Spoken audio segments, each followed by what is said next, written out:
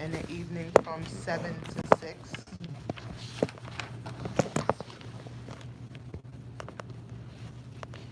And 4 left turns and 4 left turns, and the rest was pedestrian error. And if you break it down by by platoon, for time of day for us, we consider them platoons. So first platoon is the midnight tour, so it'll be from 11 o'clock at night to about 7 in the morning. Then second platoon is from 7 in the morning to 3 in the afternoon. Third platoon is from 3 in the afternoon to 11 o'clock at night. If you break it down that way, for the total collisions that we have, which was 122 for the 28-day, we have the most were on the second platoon, which is a day tour, so between 7 a.m. and 3 p.m. We had the most of 70, followed by the third platoon, which is 3 p.m. to 11 for a total of 39, and then the first platoon is last with a total of 13. It's in daylight. Were you able, Daylight. were you able from any of these observations to determine that a change in the signals might have prevented any of these? No. Not at all? No. Okay. I have a follow-up to that. What if, not a change in the signals, but what if the city banned, as a matter of policy, left turns when pedestrians had the right of way, had a crossing signal? Do you think that would have any effect? What do you mean? I mean, right now the pedestrians do have the right of way when people. Right, they have the right of way, but cars are also allowed to cross when they deem they don't see a pedestrian, obviously. But if you couldn't turn when nighttime, I'm not even talking about a pedestrian interval, I'm talking about what some cities have done, where they actually forbid cars to cross, make a left turn when pedestrians have the right of way, or have the signal, have the crossing signal. Would that have any impact? I'm not sure. I wouldn't be able to determine that, but maybe that's something that the city has been able to. Ken, it just sounds to me like then the car would never be able to make a left turn. he's saying then there'd be a Like a specific time, time when the car could turn left. So there'll be another Pedestrians, So it's you have to another have another phase. phase on every left turn. Yeah, Might have to add a phase. Just like a left turn signal. yeah. Add a phase, single left.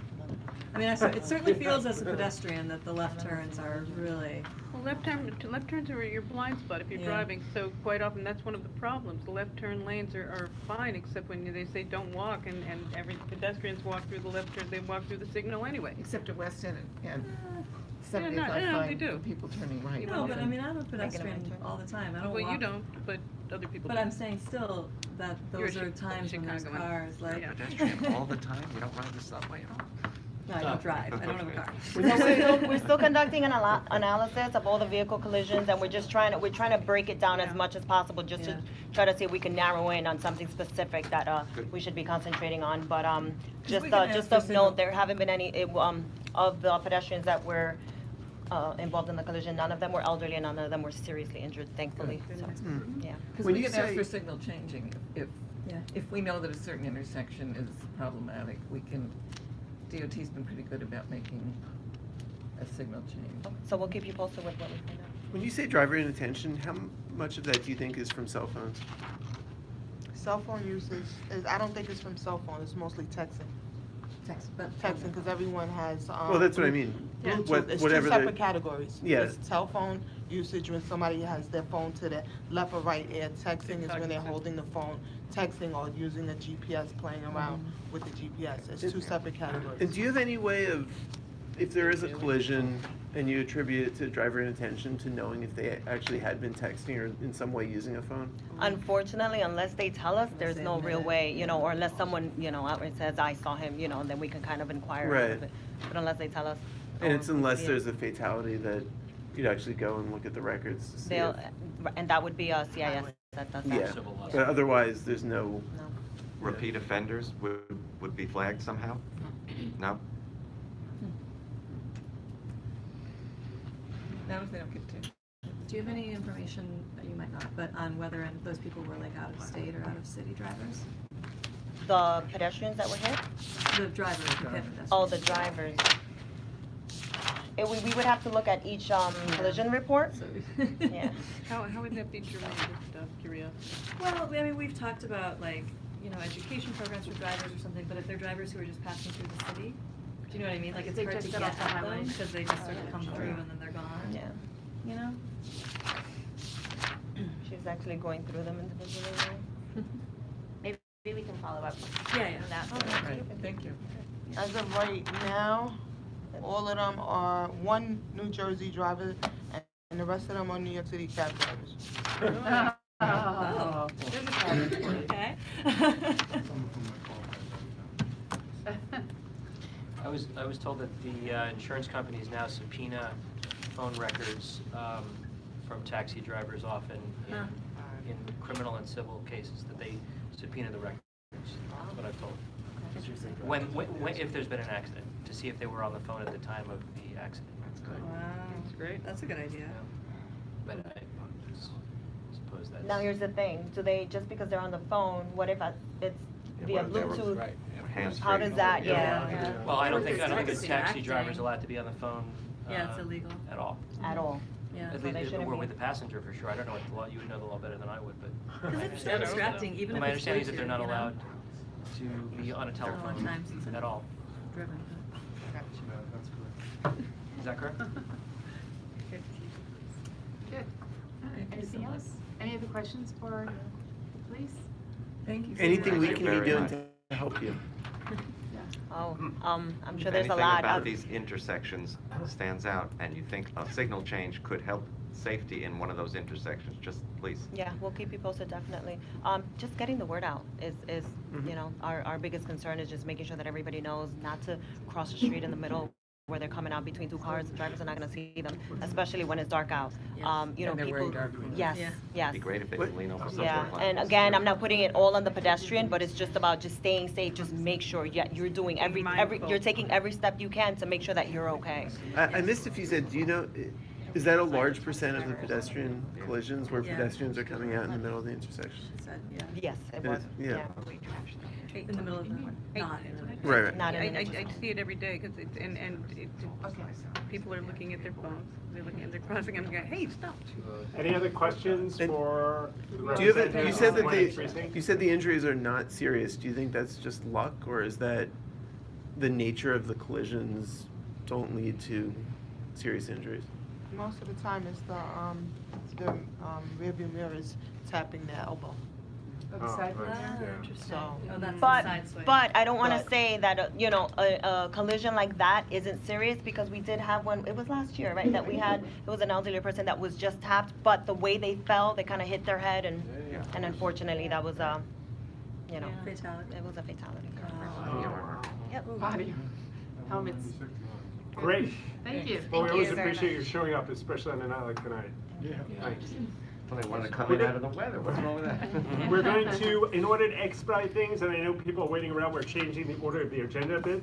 We're going to do 6, 7, 8, and then Fresh Direct, which is number 2. We assume 6, 7, and 8 will go very quickly. So number 6 is the newsstand at Broadway and West 85th Street. Is there someone here for that? Is someone taking minutes? I am. Excellent. Is anyone here for that? I'm sorry, what? That was really, no one here is That'll here go for. quick.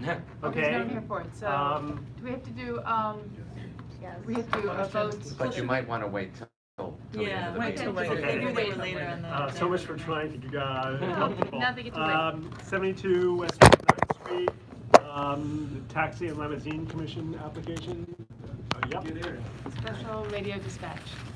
Come on up. Please introduce yourself.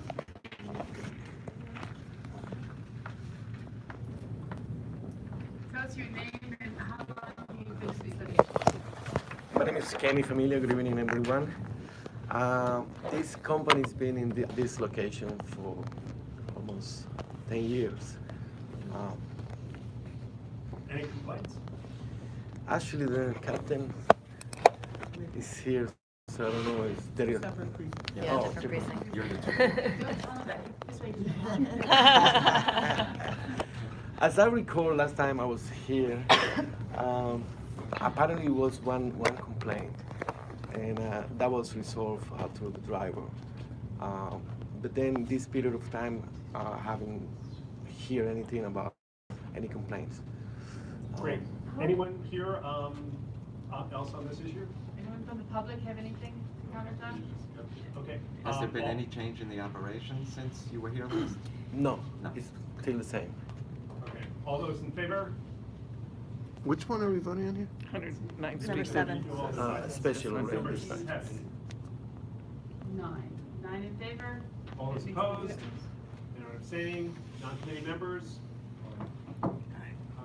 3, any non-committee members against or abstaining? Yep.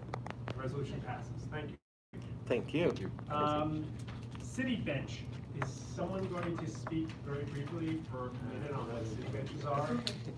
If not, I'll speak. Yeah, you might as well do it. That's why I sent out the background on it last week, because it's really just been notified. We don't get a resolution, we have no say in this. Yeah, we don't need a resolution, it's just informational. They're going to be putting in some benches. Benches are designed so that you can't sleep on them. They're a nice street amenity. These are locations they're going in. I was pleased to find out that they cost about $2,400 each, which I assume includes installation. If that's the case, I think it's pretty reasonable. They're as a start, it's a pilot, and there are benches already in the community, and this will just add to them. And again, it doesn't require a vote; it's just informational. These are the metal ones? Yes. Yeah, With the load dividers, short load dividers, Yeah. just no backs. Have you been told the criteria for Yes. the locations? We have. And I printed that out to read aloud and I forgot, but I mailed it to you. It Okay, was- then I It have was it. what we Okay. emailed you. Yep. That has to be 12 feet. It's the whole. I meant, how they cite them is what I, Yeah. but okay, I'll look it up. You send it to me. Sorry, I did send it to you. Okay. Great. Mark. 250 West 61st Street, Mhm. is that in front of the school? I looked it up on Street View, and it was in front of a vacant lot. Not anymore. There aren't any vacant lots on 61st Street anymore. Yeah. That was probably an old Yeah. Google picture. I did not do a physical inspection of these, and since this came up 2 weeks ago, we haven't had a meeting to say, do we need a physical? Do people feel compelled that they want to do a 250 physical is not in inspection? front of the school. It would be the Heschel, it's 61st in West End. Yeah, it is Oh, the 51st school. in West End. 61st in West End. Yeah. Oh, then Is it's that the other necessarily a school. bad It thing? is. Don't Actually, people on wait for 61st kids? Street, you can't Yeah. help but be in front of the school, can you? Yeah. It's it is either the Heschel school. School or the There's 4 River. of them there. I mean, the Is that parents bad? can wait Is for the their sidewalk kids. too narrow to accommodate that with the school closings I'm and just thinking about openings? Yeah. dismissals and fire drills is all. Which about side of the kids. street is it on? It's on the south south side, side. so it's right, it's literally right in front of the school. Well, it means that the parents can wait Yeah, for their kids exactly. there. Why is Kinda that a nice. problem? Yeah. Fire I don't drills. see it. Fire drills and morning drop off. And the sidewalk is pretty wide there, That's a isn't very it? wide. Yeah, it's an Because, extra like, wide And sidewalk. parents have to wait for their kids, so. Yep. it's kind of Yeah, annoying. I think it sounds like a nice amenity. Okay, does anybody have any objections that we want to return to them with? It's next to the Heschel No. School, yeah. Okay, they also did say if we know other places that fill the requirements that I sent out to you and we'd like to make suggestions, feel free, bring it to the committee. We'll review it with the suggestions. How long does it take between suggestion and implementation? I have no I know, idea. this is a new program. How many lifetimes? How long are those term limits? Will we that still we're be alive? passing? Exactly. I have Well, no we should idea. be looking though, near where there are senior centers. Yeah. And, But- so we should maybe reach out to, What places David underserved by Gilchrist transit? at Project Find and, Southeast Queens. Road. And I'm glad to send an email around to them and to, Goddard, to see where, and to Wishfish, to see where they would like. Okay, where Great the idea. criteria. Yeah. okay. How do we want to do that? Because I see online that there's a form that anyone can fill out to request city benches. Do we want to promote that form, or do we want them to contact us? I assume if we requested it, this gets more. They're gonna come before us anyway. attention, or- Right, they're coming before us. I think this is a good way to start. But as a service, it would be good to put it like on our website or. Yeah. Yeah, yeah. Meeting. Okay, So it's a good way to. so I encourage you to look for spaces for benches. I think they're a good amenity. Fresh Direct. Is there someone here from Fresh Direct? Great. Good evening. Um, Good evening. Larry? I am Larry Scott Blackman, I'm Vice President of Public Affairs for Fresh Direct. I'm pleased that you invited me here to talk about our fresh produce. That was good. But I do want to thank you for the opportunity, and I want to make this conversation. I want to address any questions that you may have. I want to talk to you a little bit about our fleet, and then open it up for questions from the committee or community members if anyone has any. So Fresh Direct, as many of you may know, we are a New York-based born and bred company. Started about 16 years ago in Queens, in Long Island City, where we operated out of about 4 different buildings. We grew, we were a success story, and we made the decision that we wanted to stay in New York. So we moved our operations to the Bronx, which is now our home. In terms of our fleet, in Hurricane Sandy, Fresh Direct lost virtually all of its vehicles. Many people may not know this, but Long Island City, low-lying area, we were flooded, all of our vehicles were flooded, and that forced us to invest in new vehicles. So we are proud to have the cleanest fleet, arguably, in New York City. In fact, we were awarded by the EPA under the Obama administration with the 2015 Breathe Easy Clean Air Award for all of the work that we've done. Our fleet runs clean diesel, and we run it out of the Bronx. In terms of our model, we run it per model where we have vehicles that go to a specific area. The employees meet the vehicle there and they offload. Just as I was waiting downstairs for this meeting for the door to open, I saw some of our employees making deliveries. And they are hardworking individuals. And we're proud of the fact that we are able to hire as many as possible. We have over 3,000 employees that we employ, and we've grown significantly. Many of those employees, we have about over 800 that live in the Bronx, over 600 that live in Manhattan. We are proud of what we're doing in terms of local hiring. And so when we receive complaints about our vehicles or employees, what we try to do is be as responsive as possible. We maintain great relationships with elected officials and local community leaders. We talk to district managers all throughout the boroughs, all of the boroughs, whenever issues arise, and we try to be responsive. We know everything about our vehicles. We know how hard the driver is pressing the accelerator. We know how hard they're depressing the brake. Our vehicles do not idle. We haven't received a ticket for idling in years. Our vehicles don't idle because they're programmed to shut off. When the driver leaves the vehicle, the engine shuts off. And so sometimes we receive complaints from people who say, oh, you know, the engine's been running. It's not the case. It's not the case.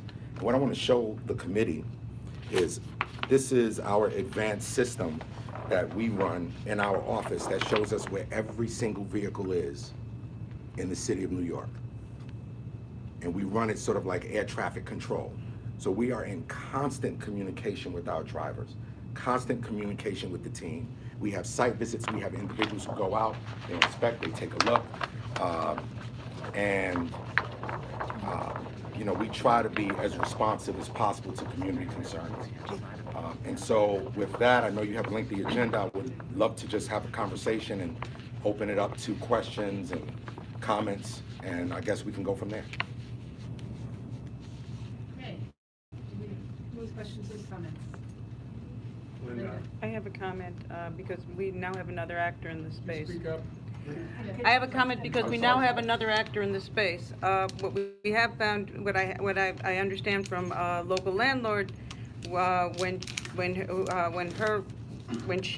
her tenant complained about a Fresh Direct delivery truck, she called Fresh Direct and they immediately moved the truck. They were incredibly responsive. That's what she told me.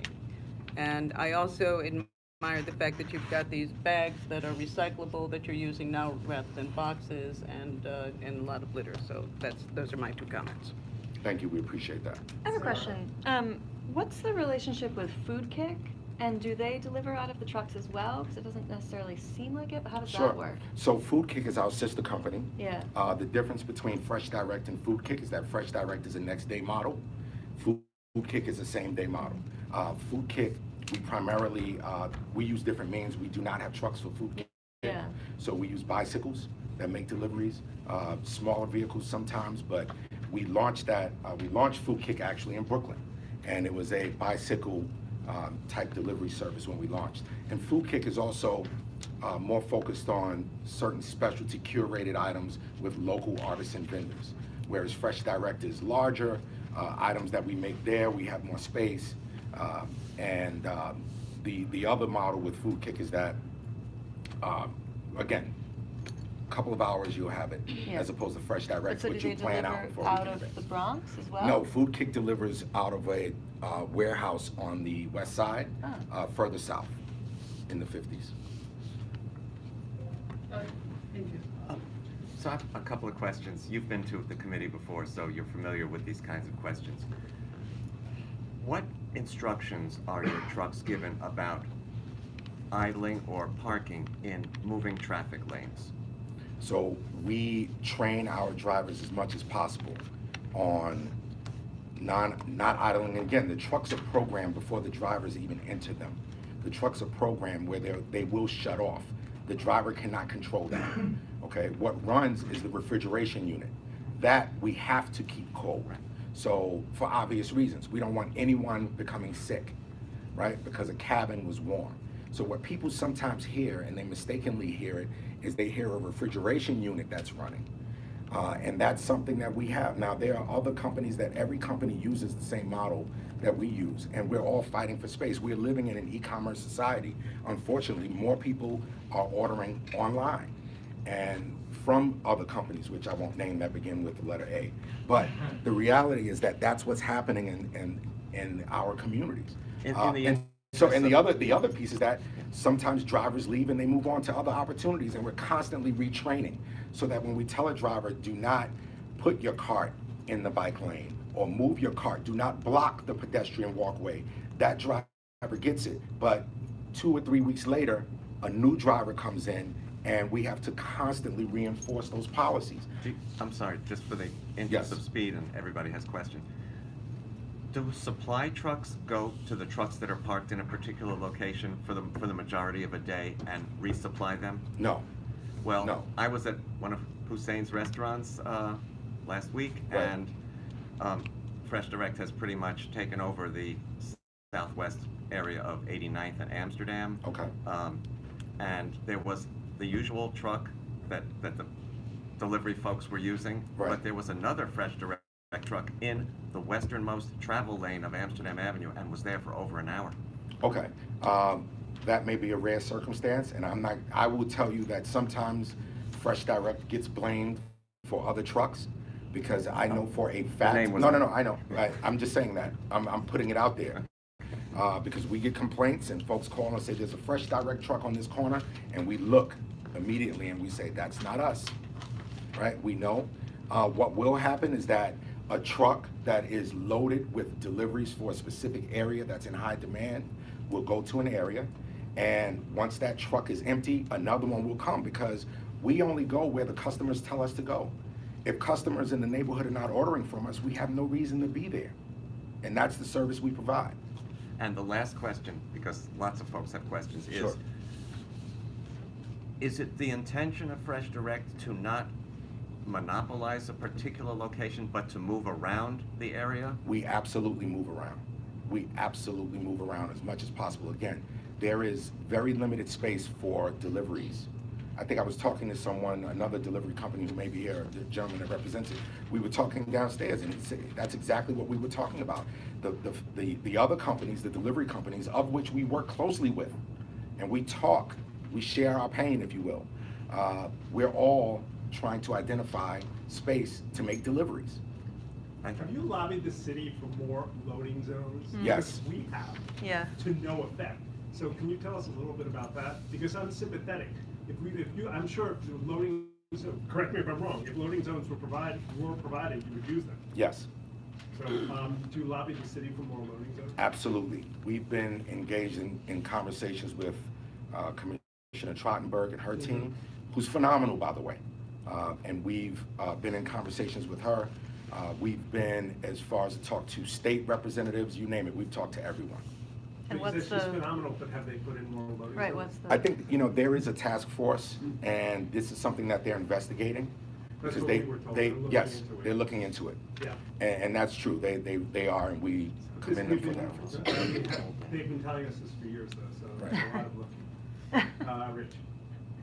Same question I asked Ian Moran, your former VP of Operations, who presented to us a few years ago. Is it possible for you to run your business legally? I'm sorry, that implies we're running it illegally. Well, we have laws that you can't double park and you can't park for 8 hours at a time with your vehicles, which you're clearly doing on a daily basis, is it possible for Fresh Direct to run its business the way it's currently set up, operating within the laws of New York City? We adhere to all traffic laws, and if there are issues that arise, believe me, we are in conversations with the police department, local precinct, you name it. So we do our best to adhere to all of the laws. Can I, as long as, I'm sorry, as long as we're clear, may I just ask, are delivery trucks, is there a specific, law that allows them to double park for a delivery? I mean, is there, I think I'm cool in New York City is allowed to double park. So if you need to make a delivery, I mean, I double park when I need to unload my car, so. DOT gives you a summons, if you try to go fight it, you're still forced to pay the summons.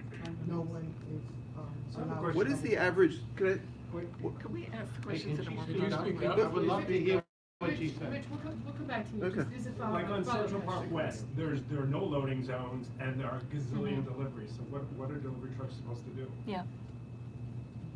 They're not supposed It's to not go your from problem, it's the city's problem. We've asked for loading zones on Central Park, and we were told that they are looking into Yeah, it. they're looking.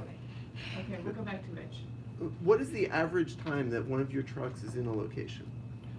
It depends. It depends on the neighborhood and it depends on the zone. 'Cause my I can tell you that the other option for all of the deliveries that we have in the neighborhood is to send individual cars for orders, and that would clog the streets. And that is something that every delivery company is faced with that challenge.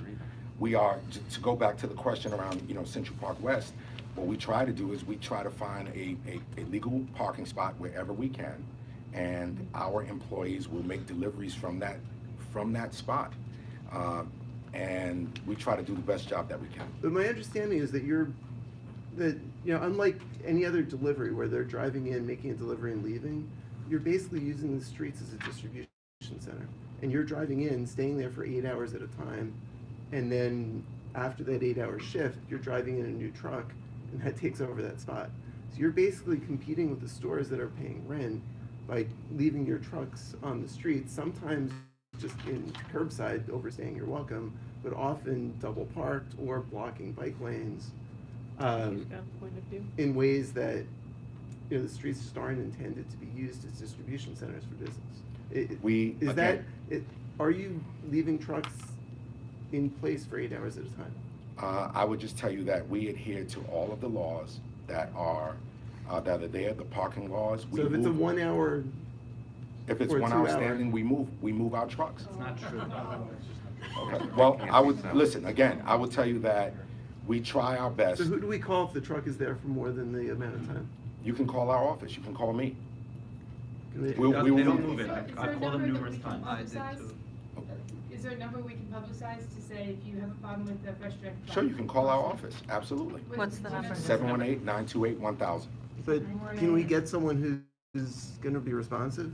I've had I'm- issues where there've been people I'm- blocking the bike Right. You're lane. asking, Rich, you're asking questions that. Sir, I mean, Well, no, let me I ask mean, one- it's fine. Let me say one It's question. fine. I've had an issue where I've been riding in the bike lane. The bike lane's been completely blocked by Fresh Direct.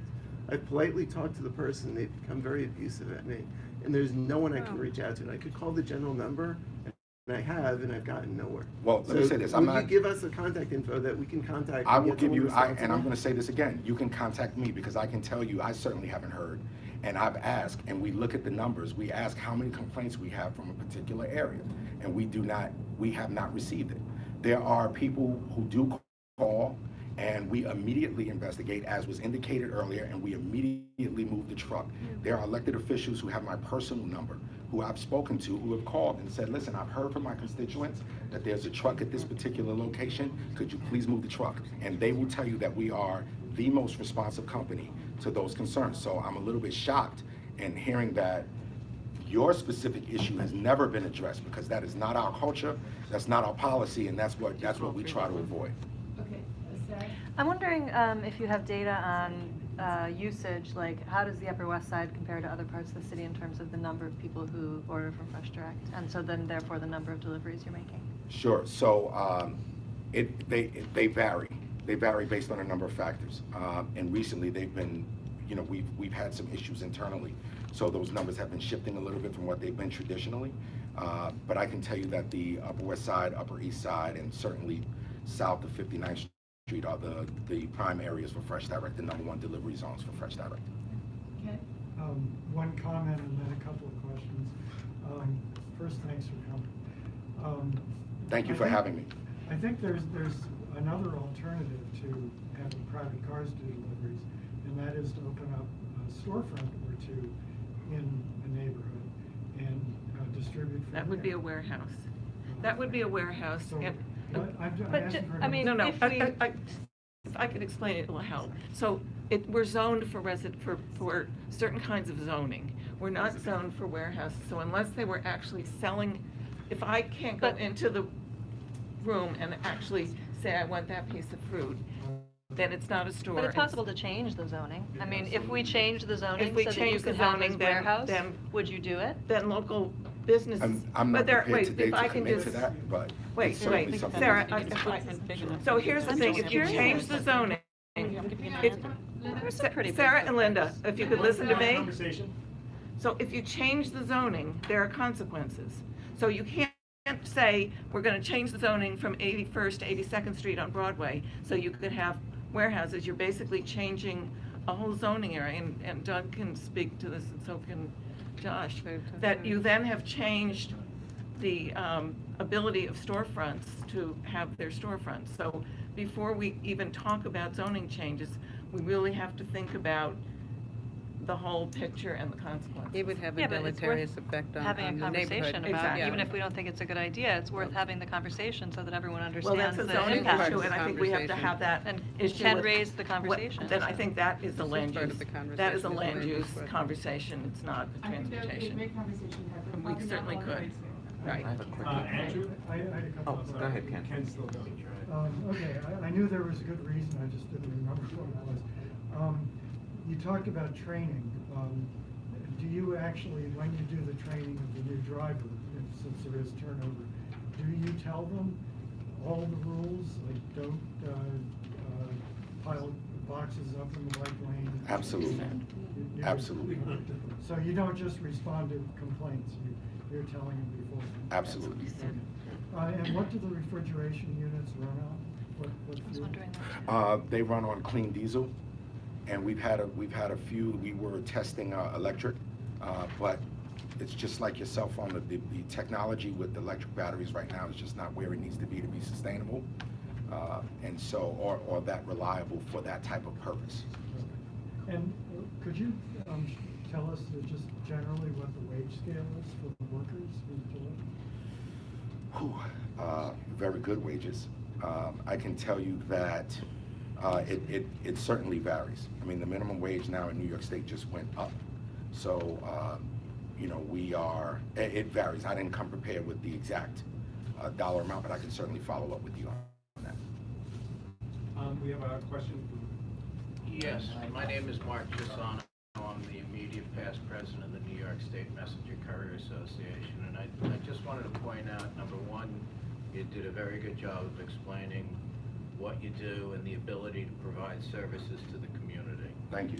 You touched upon something briefly that I think needs to be dug into a little deeper, which is your model reduces, in my view, reduces the carbon footprint. For every one of those trucks that are coming into the city, you're probably reducing 10 vans. Absolutely.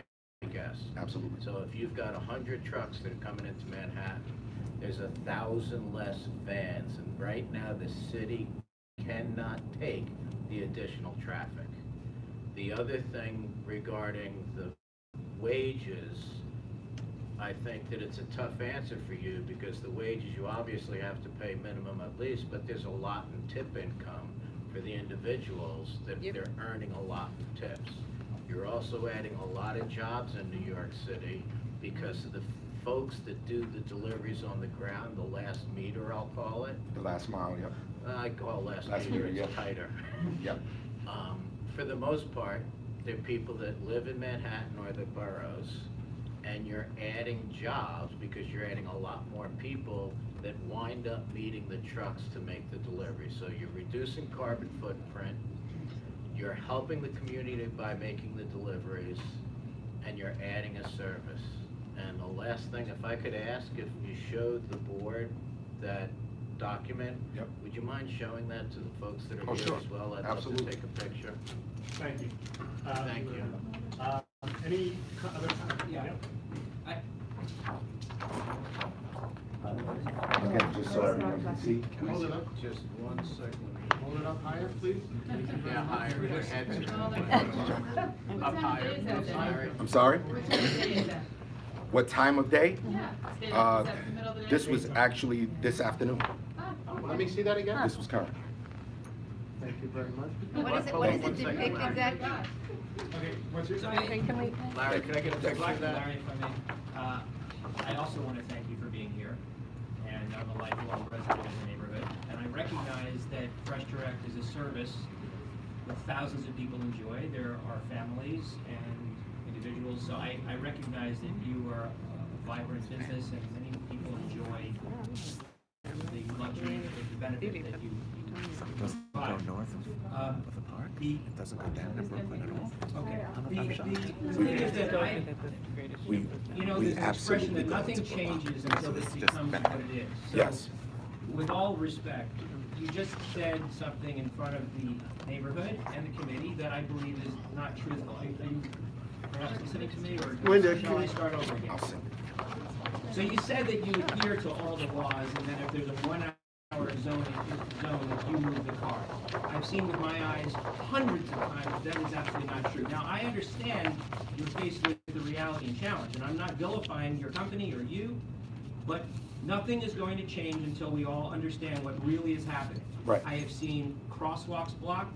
I have seen bike lanes blocked. I've almost had a collision on a city bike because there was not a truck, there was a hand cart perpendicular on the bike rack, on the bike lane that I almost.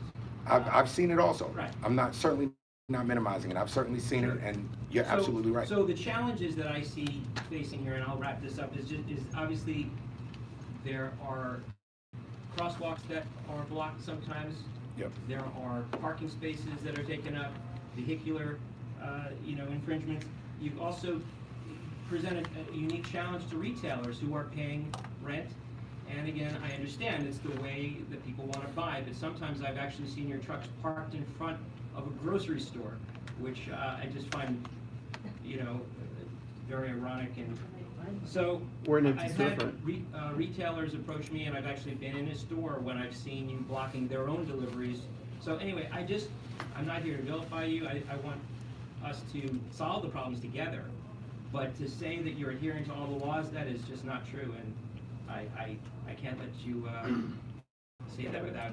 No, listen, I certainly agree, and it would be disingenuous for me to sit here and say that we've been a perfect company. We haven't, and we will try to do our best, and we appreciate forums where we can have a dialogue and understand what's really happening. We'll take questions from the committee first, and then we'll go to the community. Josh? When you say you do extensive training with your staff, what do you do to follow up to make sure that your staff is following the guidelines that you set forth in that training? What do you do? We have depot managers, we have depot leads, we have people who go out and actually come around to check the staff. When we, even without us hearing anything, we certainly inspect.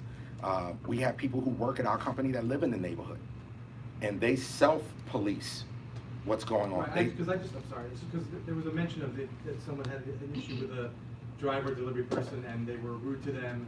I think that you said that, right? And so do you guys send in paid customers to kind of test them on these things to see how they're dealing with, because Richard said he had a bad experience. The only way you're going to find out if his complaint is accurate is if you're sending in people to test them. I just know from experience from what I do, we send in secret shopper is the best way I can put it to test that. Is that something that you guys do to make sure that you're not annoying the community with Absolutely. We've done that in the past. I've gone so far as to talk to building superintendents near where employees have been to find out, hey, what's going on. I actually had coffee with someone on the east side just to find out, what's your experience been? What have you heard? Have our people been courteous? What are they doing? So the short answer is yes.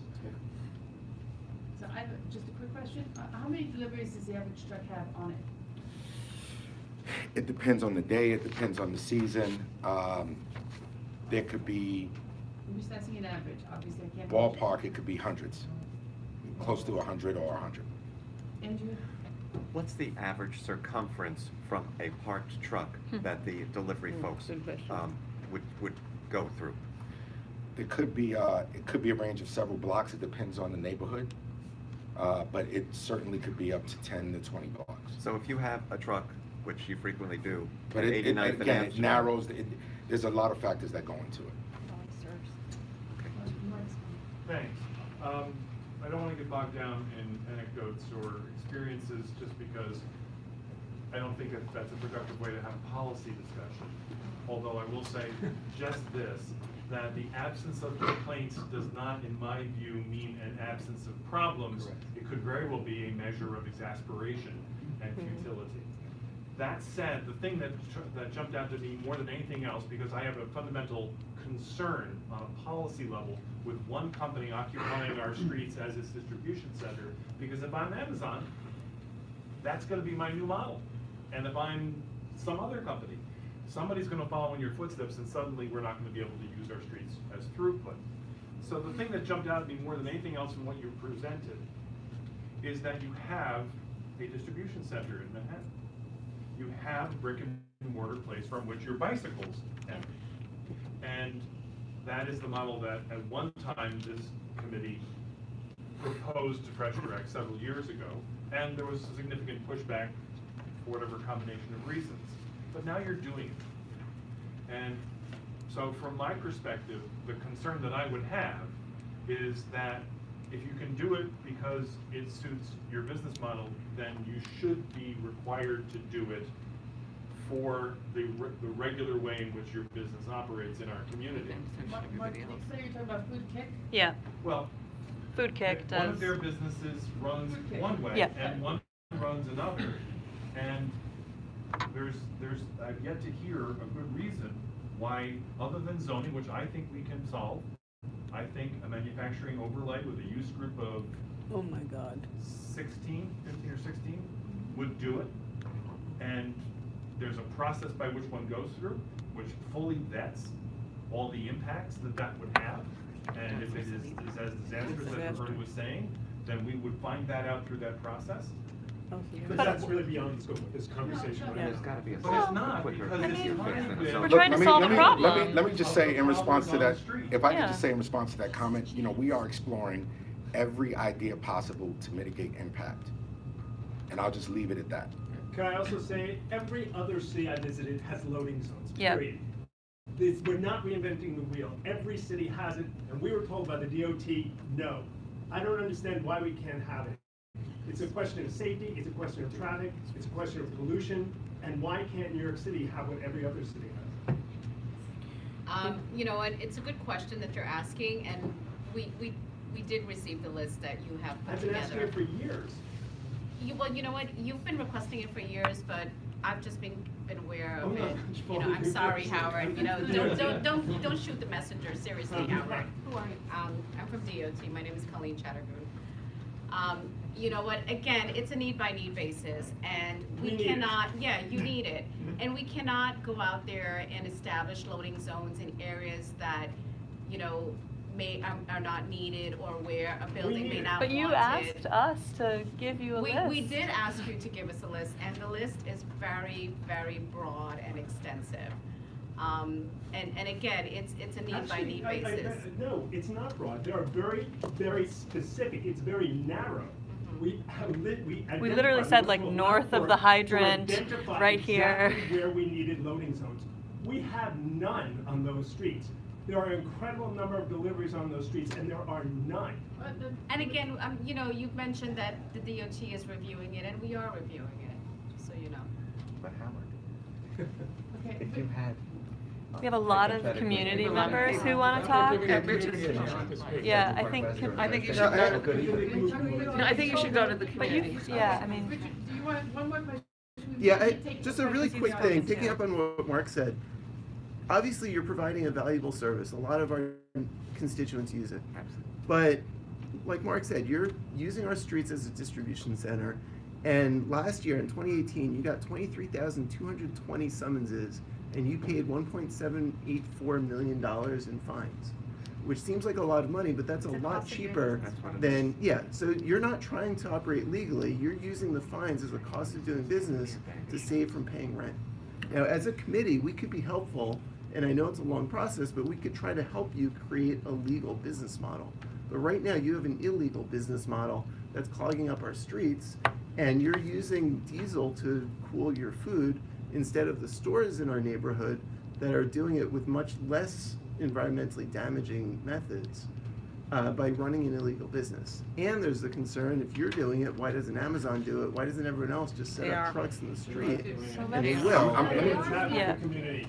Okay, let's hear from the community. On my right, you. Thank you. My name is Larry Zogby. I'm a member of the New York State Messenger Association. I'm just grateful for a community that's passionate. I'm grateful how you express. We already spoke once. No, he hasn't. I did not, No. I did not speak. I'm Someone else from the sorry. same organization. I'm grateful for the passion that you guys bring. I'm grateful for the expertise that you bring. And what I'm scared of what's happening is this, that you're bringing your complaints to Fresh Direct, who's trying to deliver a service to the constituents who want service. And if we do it the way the community board wants it, fine.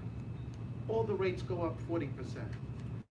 What I've learned by trying to lobby through city council, trying to address what you need, it's not through an agency, it's through the media. It's because when we address the media, and the media can shine a light of where the pain is, then we can get the buy-in through the city council, because that's where the pain is. To have this conversation, I almost feel like it's you against them. Meanwhile, we all want the same thing. And I think what we really need to be doing is, how do we get a solution for all of us? And how do we get city council to support the bigger picture? I don't like to see him being crucified and drilled, and I don't want to see your community being hurt. So how do we fix the whole? Thank you. You. Yep.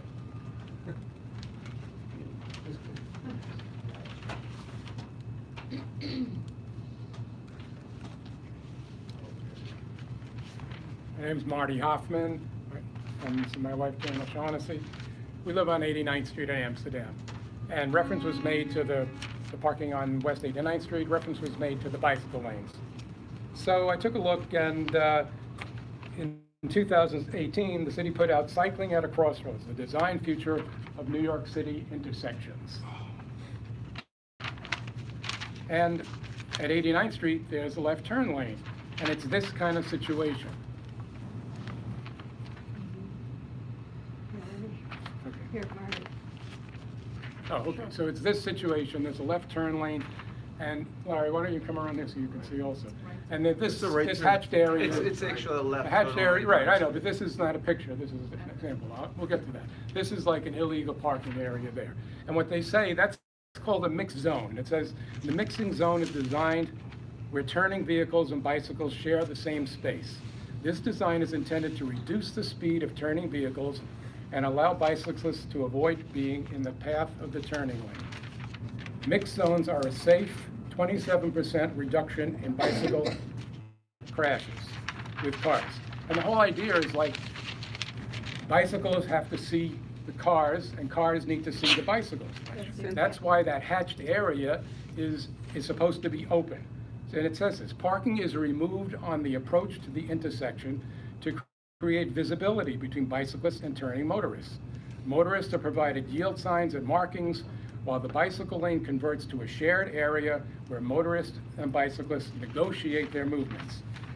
So here's a picture of 89th Street in Amsterdam the way it's supposed to be. You notice that the hatched area is empty. That's because as a bicyclist comes up Amsterdam, they can see the motorist for a long way. That's about 70 feet.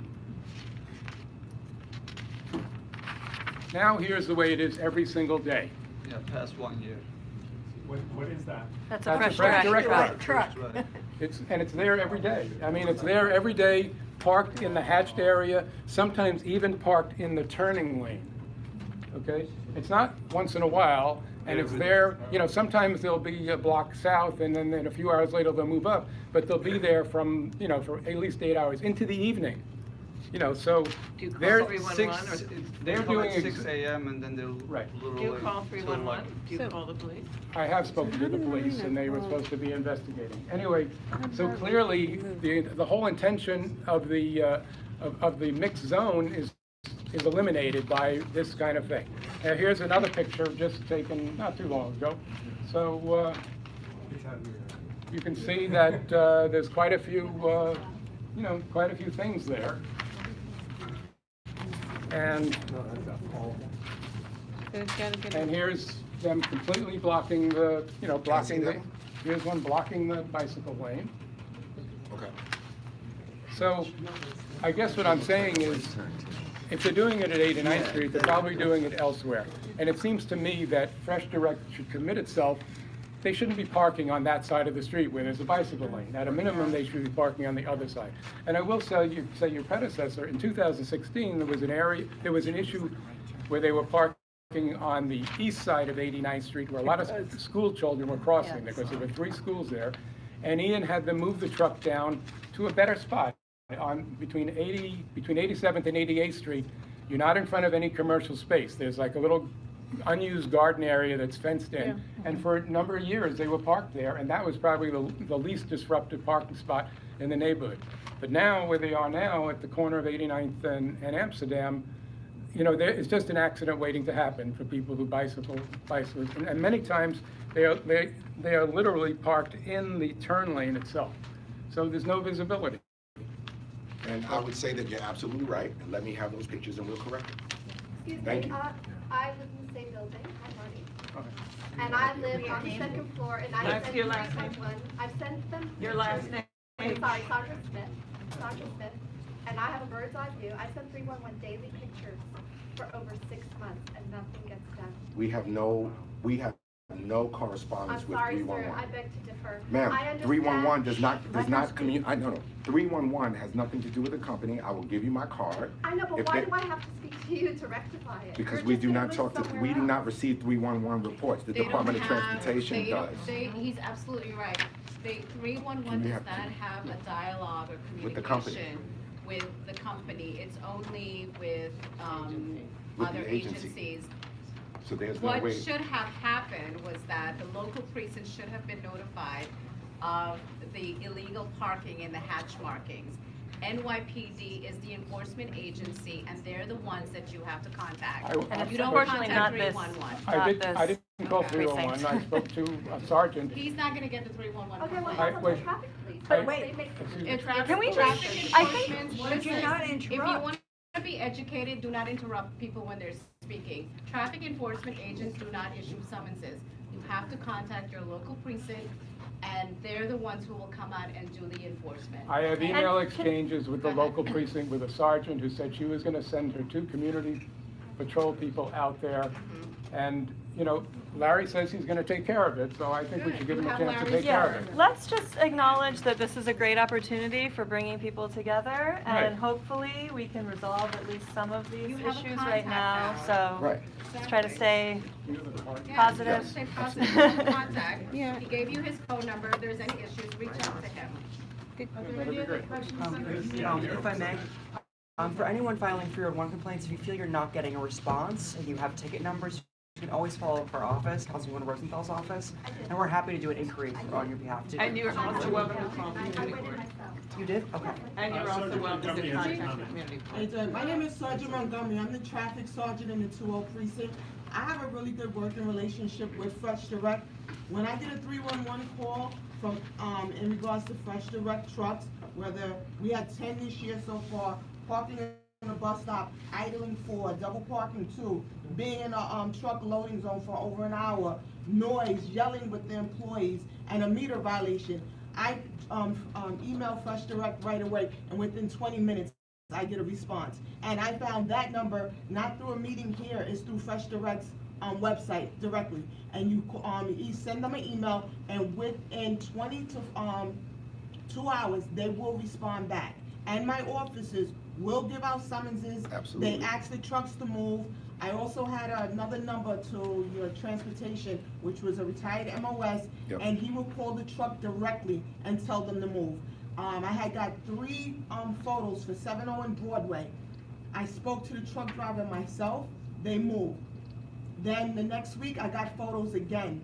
The truck wasn't there, because I was on the corner, and I'm like, why they're sending me the pictures all over again, and the truck wasn't there? And if I can just, to back up what the sergeant is saying, there are times, pardon me, where we will receive complaints, and they will say, a Fresh Direct truck is on 101st Street and Broadway, or 101st in Amsterdam, and the truck is not there, and it's a no complaint. And to the police department's credit, as a partner, they have summoned us, and they have told us, and they have booted us, and they will enforce.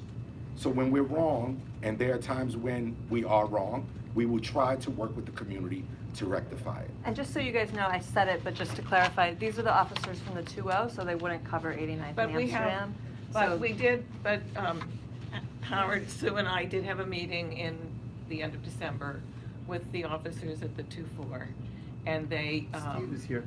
hmm? Officer Jones is here. Yes. We have actually summoned that truck several times, and I've talked to the drivers, they don't move. I've called your counterpart, their community affairs guy that you have. Mark Lefkowitz. Yes, Yeah. and he said he would move it, and he never moved it. Okay. So, you know, that's where we're at. And then we also have a lot of problems with you guys on 99 and Amsterdam. Yes. By Happy Warrior Playground, again, I've talked to him, gotten nowhere. So, you know, we do enforcement now with you guys. So. And we also have a retired officer who manages our security force, and they also speak with the precincts, with precinct command as issues arise. So can you respond to the 2-0? Can you also respond to the 2-4? I'm responding as much as I can tonight. Okay, we really have to wrap this up. We'll just take a couple more comments. Yep. Yes, I just wanted to say that I think that giving tickets or summonses is completely ineffective. That's just part of cost of doing business. If there's an ability to make a truck move, that's something different. I think that would radically change the whole perspective of the problem. It's clear that even when those trucks are parked legally in a 2-hour spot, they are never moving the truck after 2 hours. The model is to come for that shift, they're in that spot. So I do think this, I was here at the previous meeting, whenever that was, when we rehashed all these identical issues with just several different variations.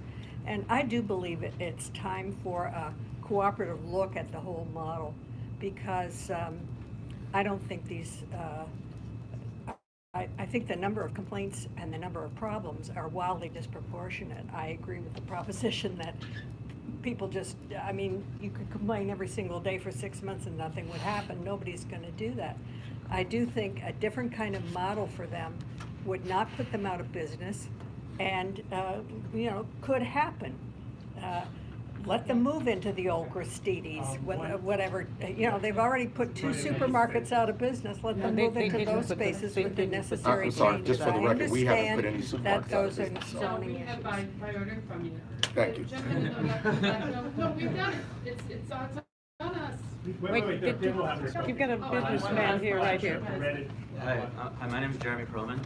So there's 2 issues that I don't think were brought up. One is the idling, double parking, but I think the noise. So they're making deliveries. I've been woken up numerous times during the week.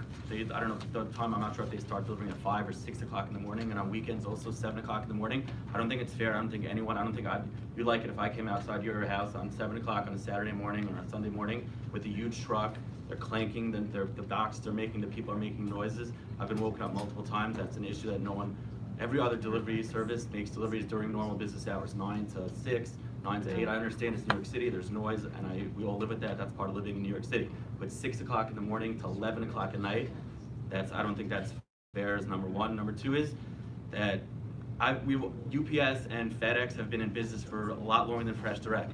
And I have no complaints against FedEx and UPS, and they make a lot more deliveries than Fresh Direct. So why can't you guys figure out to do the same? They don't sit in the same spot for 12 hours at a time from 6 in the morning. I mean, they do a lot of sitting. Sorry, your second premise, Yeah. your second premise is incorrect. Yeah. We speak, believe me, Okay, here. If I could, let me just answer the first piece. We go to where our customers tell us to go. We have customers in this neighborhood who ask us to deliver before they go to work. Yeah, I would add to that. I mean, as a working mom, like I leave the house at 7:45, and I'm not back again until I won't be back home again until I get home from this meeting. Like I need to get my Fresh Direct delivered. And so what we will do in the is we 6 to 8 will, time I slot. certainly hear your issue, and we will work to It's my fault. re-educate It's your phone's the gonna call. employees to be sure that they keep the noise down. And trust me, in my neighborhood, I'm up all night because of noise where I live. I certainly understand, and we will do a better job. And just so you know, we have the DOT, we have an Office of Freight and Mobility, and we work with companies like Fresh Direct where they install these noise mitigation on their trucks so that the noise level is reduced, and we've been talking to them about that with their deliveries. Did I say anyone who DOT has is- a- Yeah, now let the gentleman It's speak. gonna be very short, pretty much everybody said the same thing. I own a business between 88 and 89th Street, Bodrum. Every year we pay for a sidewalk cafe. Last year, your truck was right in front of the sidewalk cafe. I was really patient, I didn't wanna complain, but then it cost me a lot of business because people didn't wanna sit when you had your refrigeration running. They were nice enough to turn it off, but then obviously they had to turn it back on like half hour, 45 minutes later. And then I had people refusing to sit, and this was going on from lunchtime to almost closing time. Yeah. And then I talked to them, and then I said, you know what, why don't you guys move around, like some of the members said. But then past almost 14, 15 months, they moved 10 feet up, like, I'm sorry, I Into forgot the- your name. into the turning lane. And now they're on a no standing zone, and then they're unloading their trucks, and then they have the hand trucks, and then they put cones where people supposed to park their cars. And last week, coincidentally, somebody was trying to park, and then I went there. They were trying to make moves. They're like, we're unloading here. You can park here. And then I said, you know what? You can't do that. Let them park. And then they listened to me, and then they parked, and they were my customers. If I haven't walked out, they were gonna leave. I understand, and I, You know, it's I just apologize like- for that experience, and we'll work on it. All right, thank you. Thank you. Last comment? Last. Michael Staff. I run Jake's Dilemma in the Gym Mill, Amsterdam, between 80th and 81st, 81st, 82nd. We also own the buildings there. Jeremy is a tenant in one of the buildings. I had a truck parked out for basically a week, from 5 in the morning till 11 o'clock at night until I did call the police. I spoke to community affairs. Just parked out there. You cannot see my storefront. I have pictures every time that I see them. I know that you say they don't double park. They are double parked constantly. Yep. I'm curious about the trucks that are not branded as Fresh Direct. Those are- They have the same idling service. But they're blocking the sidewalk, they're blocking the bike lane, they're blocking my storefront. You cannot see the storefront there.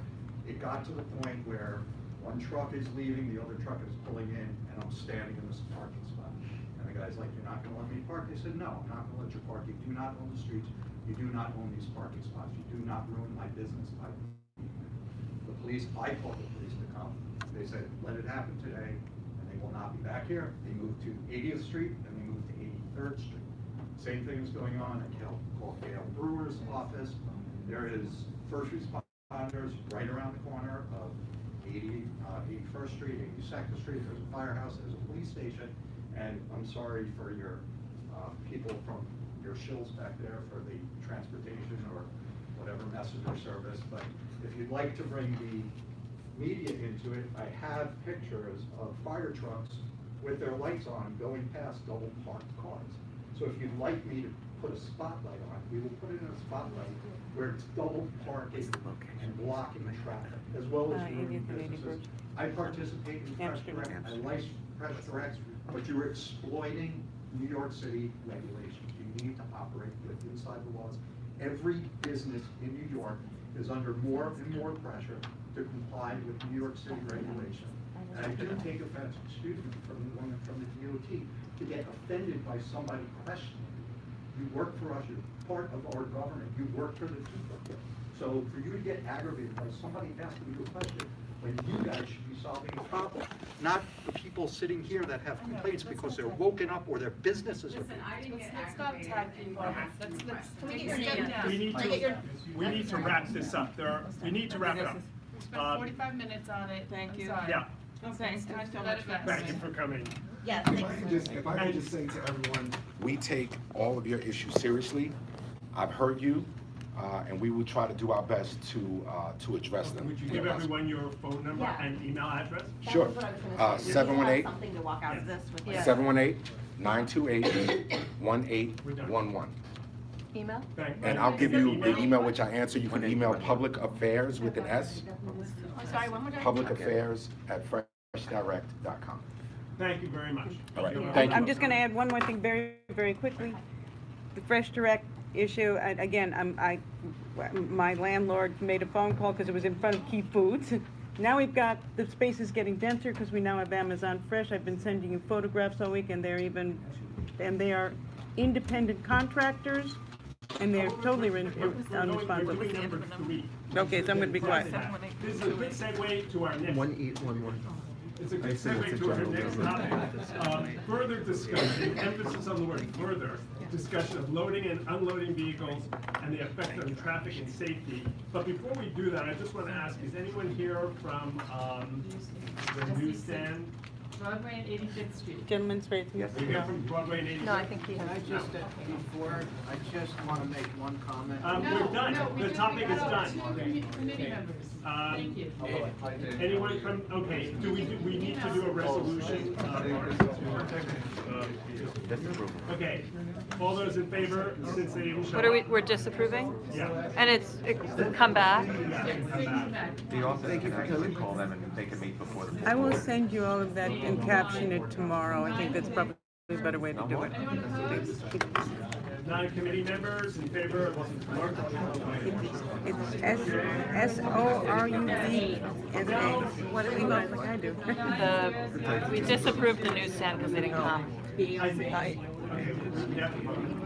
Number 3 is on there. I'd like to. Everyone who's leaving, please get back. People, You guys- Yes. people, if you could conversation outside. We've had this discussion before. I feel we've had it tonight.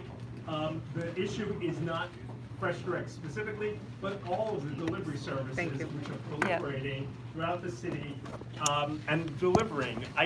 It's a very frustrating problem.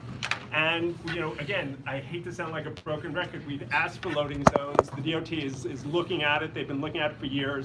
I have no confidence in their ability to get it done. What do we do in the interim? So, I suggest that the path forward is to go join with another committee, have a group meeting with them with land use and talk about, what are the issues with putting warehousing on here and requiring. But when you talk about warehousing, deliveries are the thing of the future. People order stuff from the internet. Rezoning the Upper West Side. And this is what the discussion with land use should be. When I say warehousing, I'm imagining a single truck bay on the side street. You back into it, you sit there and you deliver from there. You get out, the next truck gets in. But there's lots of different warehousing that could be. Allocating, but there are areas on side streets actually that you can allocate the space. And everyone's complaining that we have empty storefronts. But the problem is that, as Larry said, their business responds to where their customers are. You can rezone and have a warehouse on a particular block, and then their business changes. Yeah, but to Mark's point, like with Food Kick, they're doing it on bikes. Yeah, but so they have this capability. Right, and but so they're if they have a smaller place to put the deliveries truck and can move by They're bike. not necessarily. I mostly shop Colleen, on if Food Kick. that map that Fresh Direct had was very cool with showing where they were. If we could, and I don't know how we could possibly do this, but if we could get the various delivery services to give us their hotspots where they know the concentration of their businesses, at least today, would that be helpful to you? It would be helpful, and the thing is, when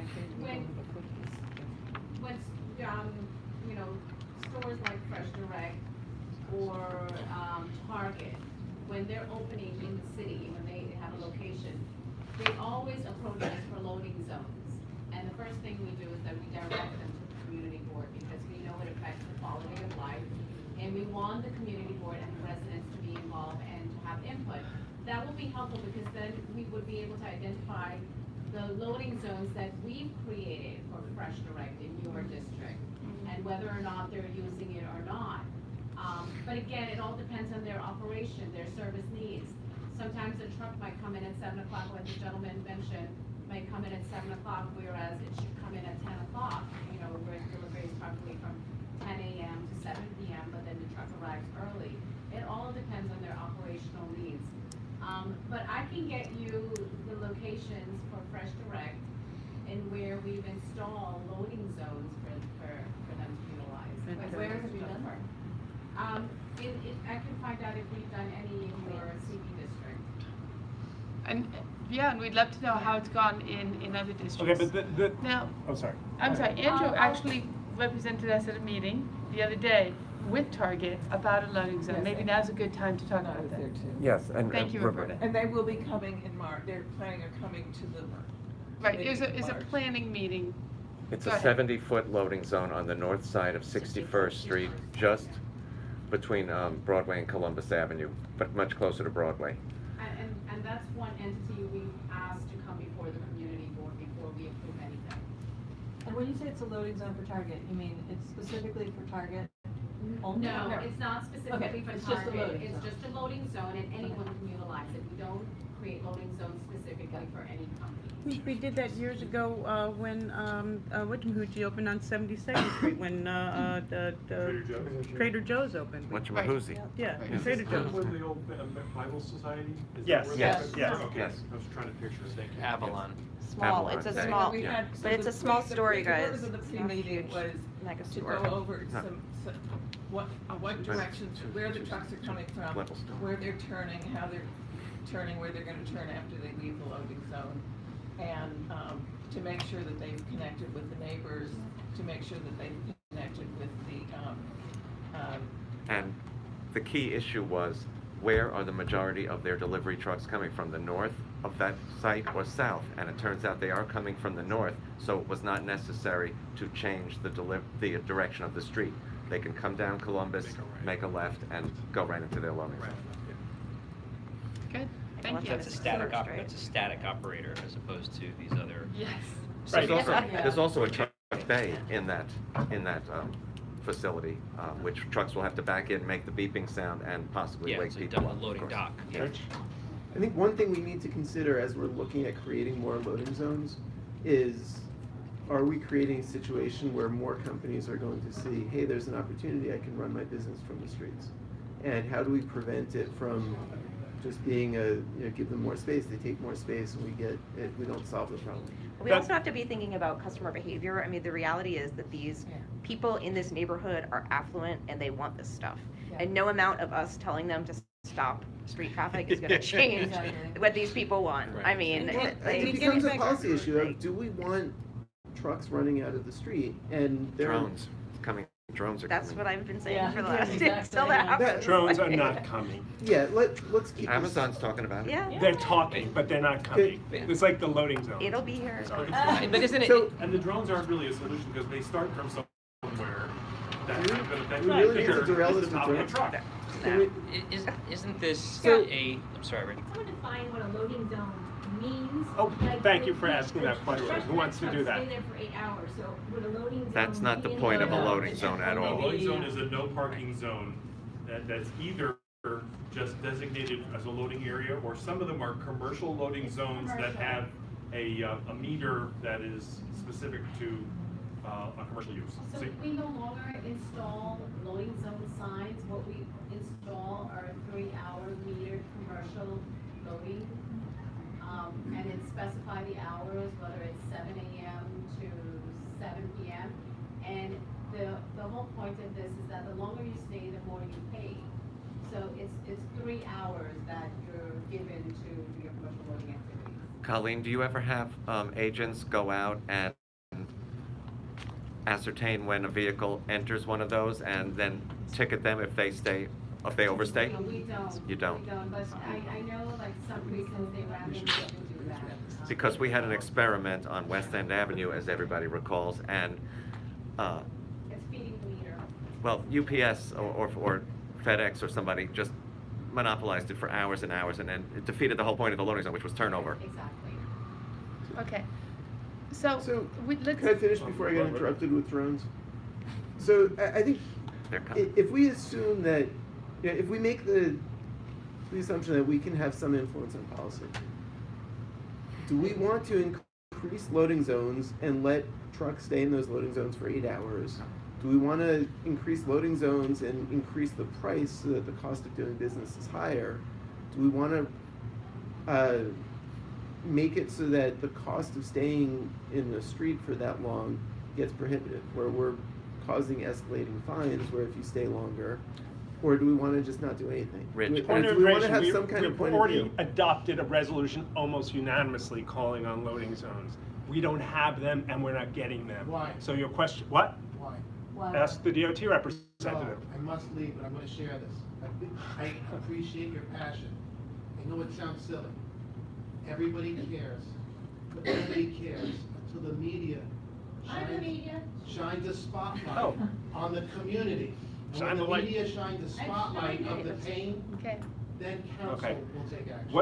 What media are you from? This very issue, and I'm trying to write a third one. I've heard nothing new in this meeting to write about, so I'm listening. Well, actually, I think technology is going to, as I said, is going to be our friend, because I think the loading zones that we get will have the technology that there'll be a sensor. It will record when the truck arrived. And it will know if they overstayed. They will automatically be granted Well, and fined or ticketed. And if you have too Or many towed. transgressions, you know. Yeah, but here's the other thing. If we had more loading zones, let's say they've got a 20-foot radius, a 20-block radius to deliver, and they'd move. They would move. Right, they could move They because could there'd be move more because space there dedicated. would be options. I think the that- fact of the matter is, e-commerce is how many people shop. We have very few remaining supermarkets here because it's an untenable model, given what the price per square foot is in our retail. So there's a paradigm shift. Recognizing that, how do you find a solution? Well, it's a paradigm shift because the streets are free. And do we want to let the streets be free when real estate is very expensive? But we let cars parked for free. Yeah. I know, but you want to answer that too. Well, you heard the representative from Fresh Direct say that if he had to do the regular model, you'd have a large price increase, but I wonder if he took into account that he wouldn't have over $1 million in fines either. Oh, the fines are meaningless. They are meaningless. But the Meaningless. thing is it's not just like, I made the point at our last meeting about being a working mom and how valuable this is for me, but it's not just that. This is valuable for people who work 2 jobs and they need, they need to order their groceries because they don't have time to go to the store, or for the people who e-commerce actually brings. Sarah's 100% right. This is here to stay. I've lived in my building for 30 years. When I first moved in, we had 2 little package rooms. When I first moved in, there were hardly any packages, except maybe around Christmas time there might be a little spillover. I walk in my door and it looks like the richest Christmas I've ever seen. Every day. There are packages, the package room is filled, overflowing. They put up a little kind of thing on the side and packages on the side, and it's like, it's Tuesday, there's no holiday, it's with all the packages. It's a holiday People somewhere. Order online. All the Yeah. new developments, you'll see, have refrigerated storage rooms Yeah. and bike rooms So, by so law. can we ask Refrigerated Colleen, bike rooms. are there options that we're not considering? Beyond loading zones? Yes. What can we ask you to do? What can we do? Increase in 3-hour commercial meter parking, that would be one thing to look at. The other thing, what I've learned that inner city buses are doing now is that if their drivers, get a ticket for some sort of, infraction, the bus companies are making the drivers pay for that ticket. Well, you know what, I don't know if it's against the law or It is not, against but they pay the ticket, and that actually helps with more compliance, because with drivers doing what they want to do, parking in, a low mixing loading zone, channelized parking, and Fresh Direct getting the summons, and, it's also doing business, that's another thing. I don't know if it's against the law or not, but as you mentioned, it is, but I really don't know if that's the case. It is the case. It is the case. Okay. Laws can be changed. But Exactly. You know, and again, I mean, we can look at locations as what Dr. mentioned in the resolution reports and to create more space for loading and unloading.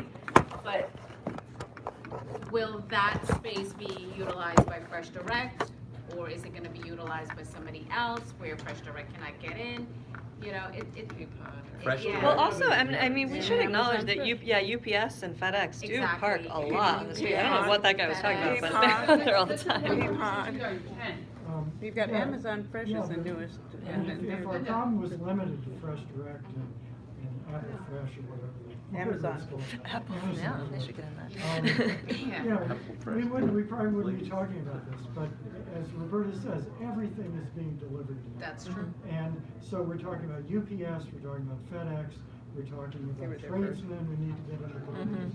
And it seems really disingenuous to me for you to say, oh, well, maybe we should penalize the drivers, when you're not willing to put one single loading zone on Central Park West or on West. I'm not saying penalizing the driver, I'm telling you what the inner city operators, but inner city, I'm not saying penalizing drivers, so please don't put that in my mouth, I'm not saying that. She wasn't suggesting it I was was a not solution. suggesting that, I was saying that's one method of what I companies are doing. I tell you what Lord have mercy. what will work is taking this board's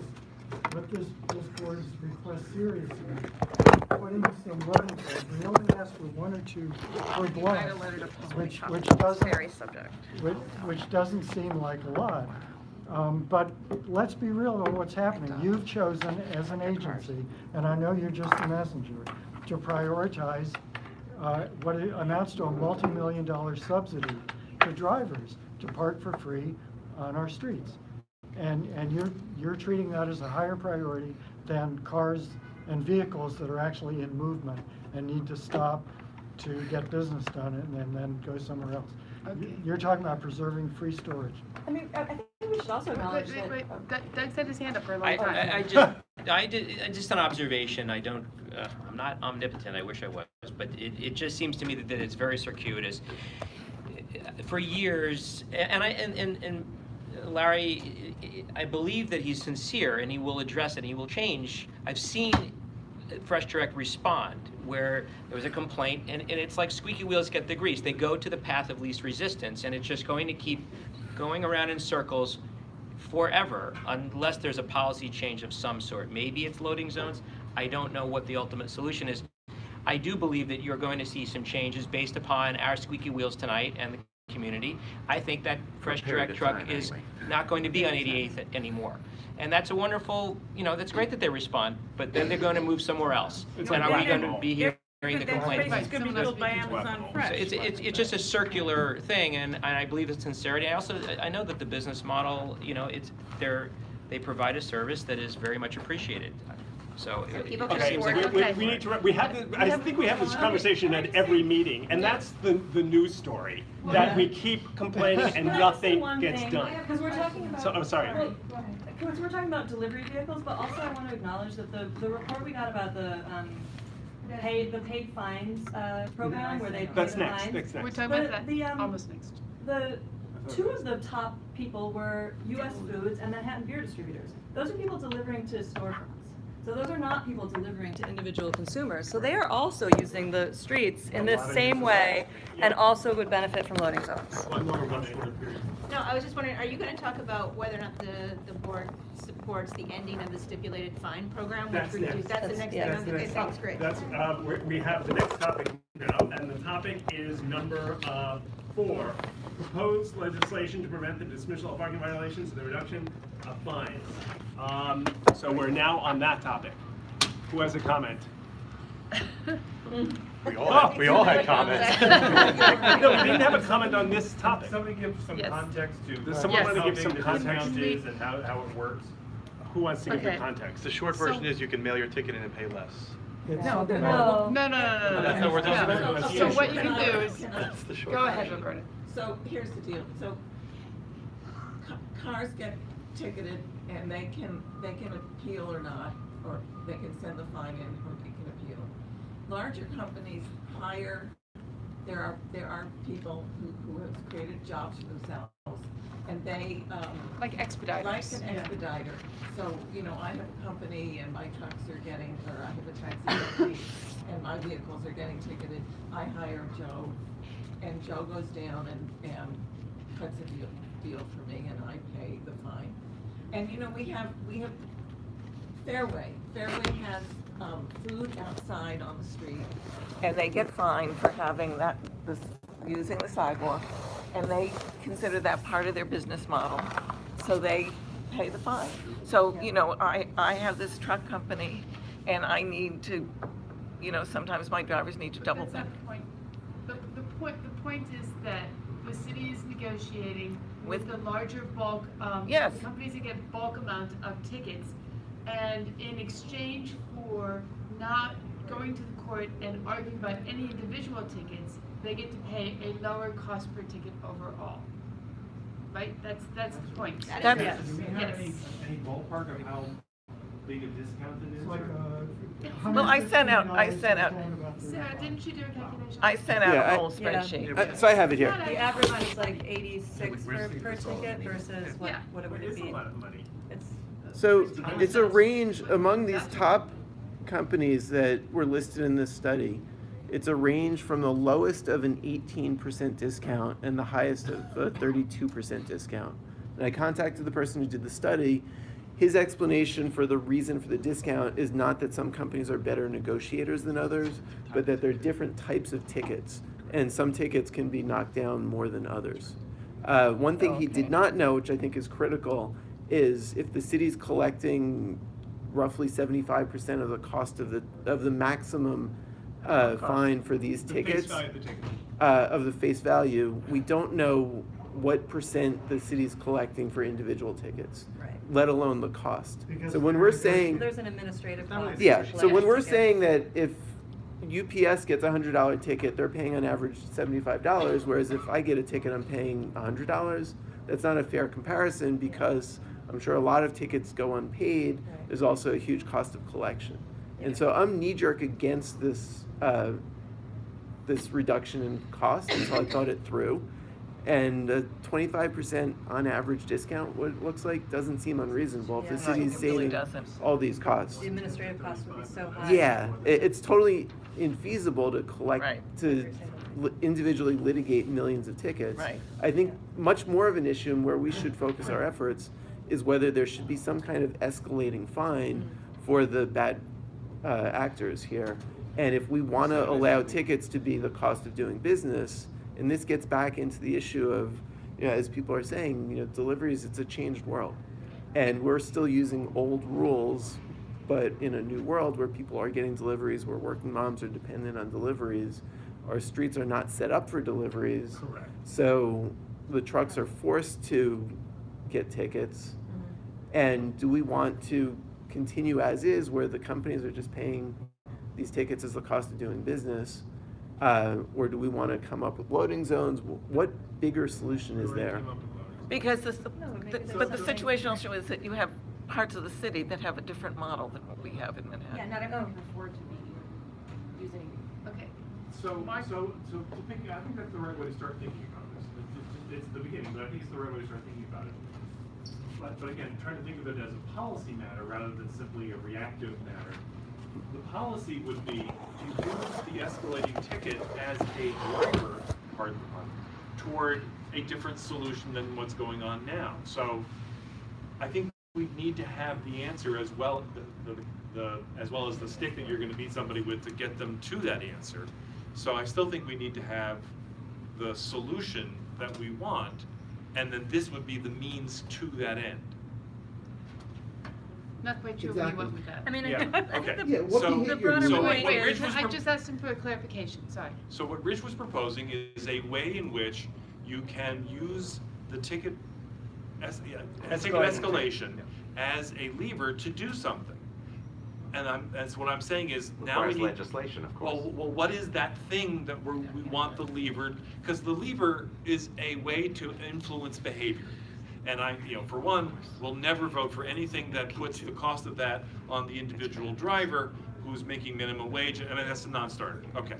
So The idea is, this is behavioral modification aimed at the corporate center, not at the individual guy. So I'm with you on that.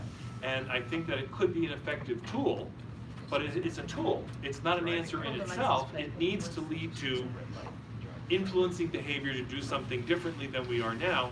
What is that? And is it just another argument for the loading zones? Roberta, you said other parts of the city are doing other things. You know, in Manhattan, we have, and certainly parts of Manhattan, we have more trucks, we have more, you know, what Fresh Direct is saying is the biggest deliveries are, probably board 7, board 8, board 4, 5, and 6, and less so in the other. And 2. And so when you get to Brooklyn, Queens, and the models are gonna be very different. So you may be getting deliveries, but they may be, you know, driving by, dropping stuff off, driving to the next place, dropping stuff off, so they're not parking for 5 hours. It's the density. Yeah, it's the density. Yeah. Also, you know, there are parts of Brooklyn, Socioeconomics. there are parts of Queens Not the where heat, there's it's the the density, but, you know, it's a Socioeconomics. different model. Rich people So use to get Amazon and legislation Fresh is on something that's just relating to, you know, the chunk of Manhattan is gonna be pretty tricky. Roberta, I know you guys mentioned in previous meetings, you guys did a study where you had West End with loading zones. Did you guys ever publicize the findings of that in regards to the community response and effectiveness?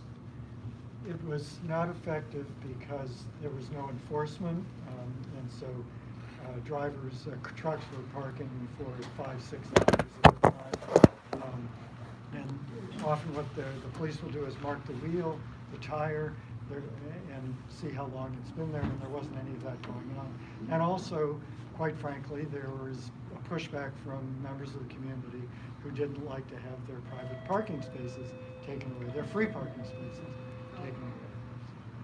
So am I understanding correctly that you all want more loading zones? but Yes. You tested loading zones and it didn't work because they weren't enforceable? The trucks And- the police didn't And there was also enforce it? pushback from people It who did didn't test have. loading zones. Wait, we did not test loading There zones. were, to be fair, there were 3 loading zones. Yeah, And there was enough There to. were 3 loading zones on West, Just on West End. For all of the national brands and all of the delivery So services. it wasn't a good model. It didn't work for many reasons, part of which it wasn't a really good model, and the other part of it was. There was no enforcement. There was no enforcement. So your model that you think would work is different how? More, like It's more loading zones, and we're calling for enforcement, to actually impose rules. Do we have any idea, and we don't, I'm just gonna say this, we have no idea how many delivery trucks are on the Upper West Side in a day. I'm sure we can get that. We could, Or we can get could that information. How- Do a how? survey. How could you get that information? Well, I mean, you mean just from Fresh Direct or from No, anywhere? she means in total. Oh. Yeah, Maybe I it's mean, you know, constantly there should be changing some figure, but- calculation, you know, how many, you know, there's a way to do the math on this. How many deliveries, how many trucks, how But many right now, hours, whatever how the many number loading of zones? trucks, but we Yes. have 0 now. We're So we guessing know now. that, we need more than 0 loading zones. Well, we know that we can get the information from Fresh We don't have Direct, which means you can get the information For from. UPS and FedEx. UPS, Right, FedEx. so let's ask We them for the particularly information. need additional loading zones on Columbus, Amsterdam, and Broadway because Yes. if a delivery is being made to the opposite side of the street, Right, the they'll people go they'll double park. That's right. Yes. So you have a whole lane of traffic impeded, But, so so what, it took, Always. I've seen it turn, it's anecdotal, but I've seen it turn into one lane. moving lane, Oh, yeah. absolutely, Yeah, every day. which is bad Insane. for Columbus Annex? everybody. So does Central Park West, So one what do we lane. So You're we've right, circled it back does. to loading zones, but we have not talked about ticket discounting. So Yeah, that's the topic. what I'm hearing from the committee is that there's an acceptance level of, it makes some administrative sense to accept the discounting of tickets. I just want to make a point, We and could try I can live with that, but the point is that small businesses can't participate in that program, and they can't, as has someone whose father ran a small business, they don't have the resources to contest tickets. So they're paying the face value on every ticket. Absolutely. So they're getting disadvantaged versus big They don't companies. wanna take I don't know time what to go the to answer court. is. They Yeah. can't take the time Right. to go to court. Yeah, but It's just- I'm sorry to interrupt, but there are Sure. some tickets that we'll get just from the small business that we operate is where if you can mail it in and not fight it, and there's a lesser fine on the back. Like this is Well, that's even for constant. an I see this individual card. all the But time. what they're getting is even lower than that. Right, but what you're saying, there is none. There is some, There is. All I'm saying is that the bigger companies have advantages that the smaller companies. But that's, And, but you know, in that's, a city that's, where that's, we're I mean, I hate to say, but that's life. But in a city, you know. but no, don't say it's like, the city has policies and it should not be advantaging big companies over small Oh, companies. okay, that's fair. Period. That's fair, but I don't see. And that's not like, that's a policy decision. That's fair. That's joint with- that's joint with It's fair, but it's still life. Yeah. Is Sorry, there I'm just- progressive? I'm a little ignorant on this, like, what are the small businesses getting tickets for?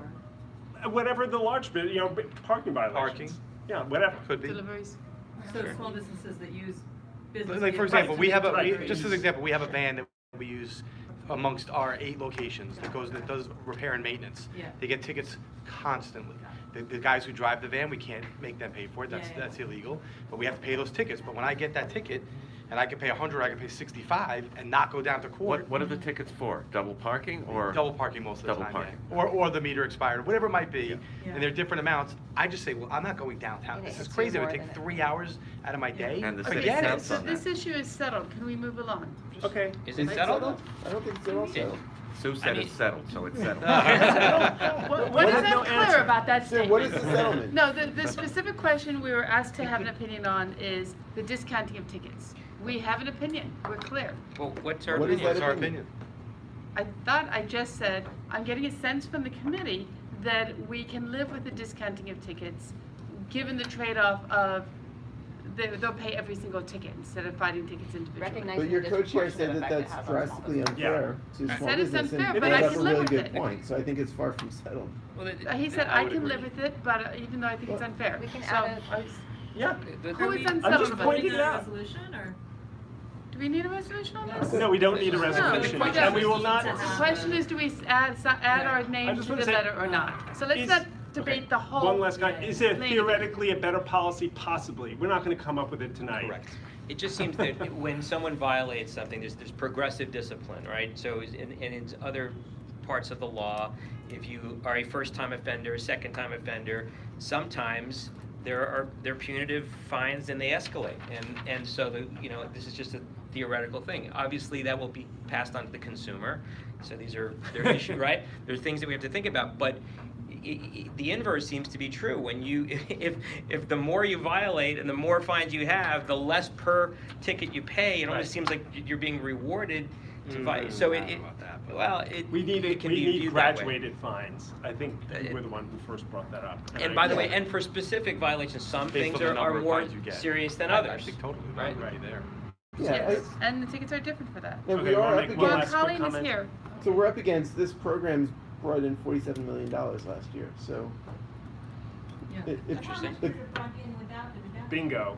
About, Yeah. Well, So- what are the 10 million. administrative I think- fees that it would have I gotten? think there are two factors here. One is, Cost of running the administration of accepting tickets? Is that Way to not- earmark I those think funds. there are two factors. One is what Howard brings up. It's unfair to It is. those businesses that can't get these negotiated rates. And second is there should be some kind of escalating fine so that businesses aren't making a practice of making it the cost of doing business. but wouldn't that defeat That the would defeat purpose the of whole this? purpose. No, it's two different things. You get a Yeah, I- discount per ticket. I don't think they would stop. But that. if you get this many, if you're getting 164,000 tickets UPS, there should be something else. The And then the discount third, goes away. but then the third piece of that is You're going to- DOT needs to recognize that the use of the streets has fundamentally Yeah, changed, because we're, and we need to make we're accommodations talking for about that. a symptom, and there's a We don't bigger get to problem decide. that this is a symptom. Right. Right, this is- Sarah, and then we'll We move don't on. get to Yeah, decide anything, so- Roberta. We have a voice in matters. Otherwise, we have no point in being here. What's next? Speed bumps. I'd Just like to as get like to a, speed bumps. as a She's logistical making thing, Lois we comment. talked about reaching out to companies to try to get this data. Do we wanna like assign people specific tasks, or is that just gonna be? If you want like to do a- it. I wish you did. We're taking It's in the minutes, volunteers. so we can. It's in the minutes. Okay, I'd really like speed to- bumps. While Colleen is here, I'd like to get to talk about speed bumps. Who wants to give a briefing on the speed bump, DOT speed bump? Oh, There's maybe some- Colleen? So, in early January of this year, we revised our speed bump policy, where we are no longer coming to the community board, to get a resolution. And the reason why we're doing this is because we're streamlining the process. We have hundreds and hundreds of speed reducer requests that we receive that we need to inspect locations. As it turns out that we have a different model that we're looking at, whereas some streets where it's a truck route or a bus route, we will look at installing speed cushions, which is different from speed reducers. In areas where we get complaints from a resident that will say, speeding is occurring on this particular block, but when we go out there and we survey the block, we come to find out that the speeding is less than 30 miles per hour. In those cases, we will look to see what safety measures that we can implement along that corridor. The reason why we decided not to come before the community board is because it takes, it's a long process. It's a long process, and it holds us back from, moving forward with implementation quickly. Not to say that we're not gonna inform you of a particular location that's feasible to install a speed reducer. We will notify the community board of it as well. So that's the revised policy. What's the difference between the pads and the bumps? So the bumps are asphalt, and the pads are like a yellow cushion. That's what it is. And you've done the check with the bus division? Yes, yes. Doesn't harm the, No, it doesn't, no.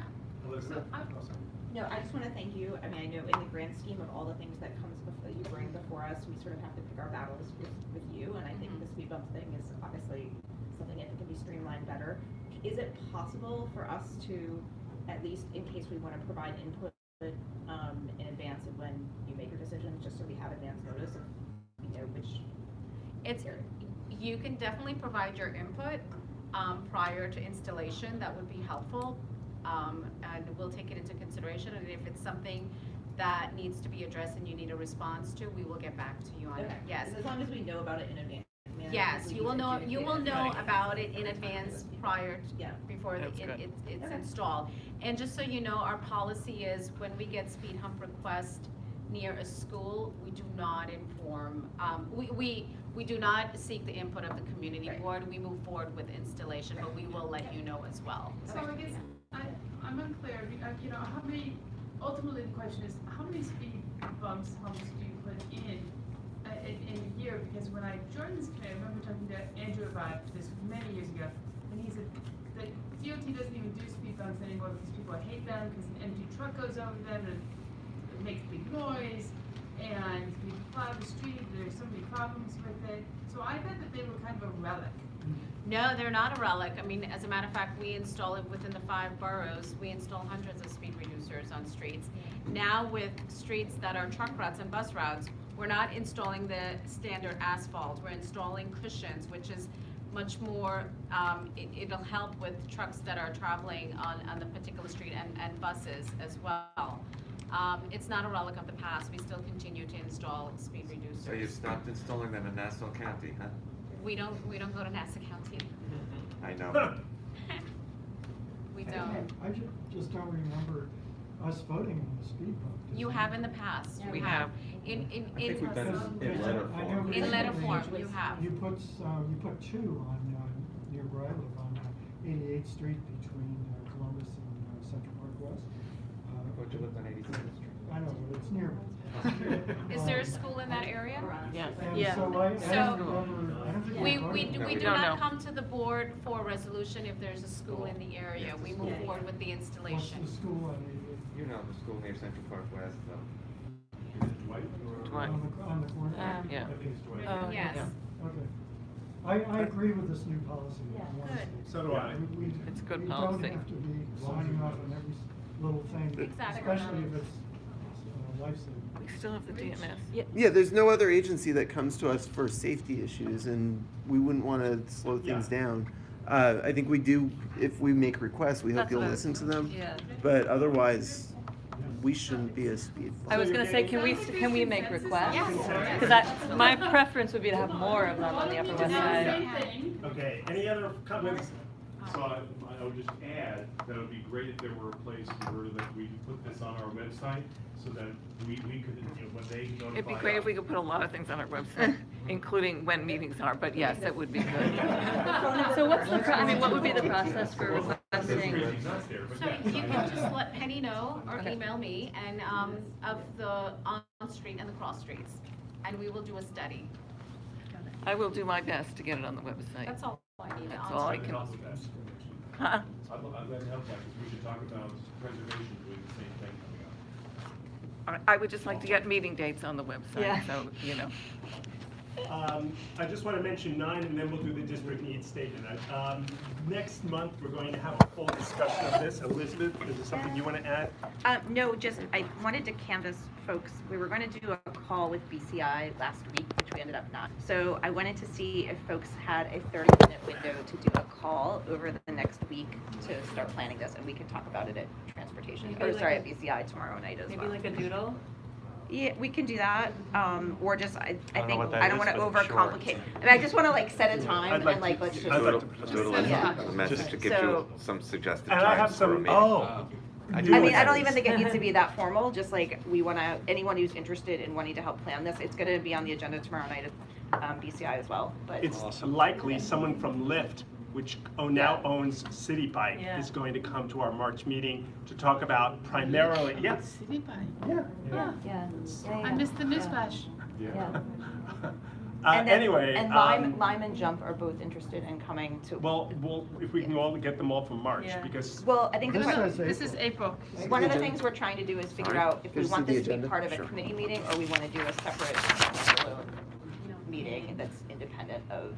Well, Lyft is the committee coming meeting. in March. Okay, but I mean, like, if we do this bigger Yeah. thing, if we want to do Lyft something is coming to that's- transportation. Yes. Yes. Oh, okay.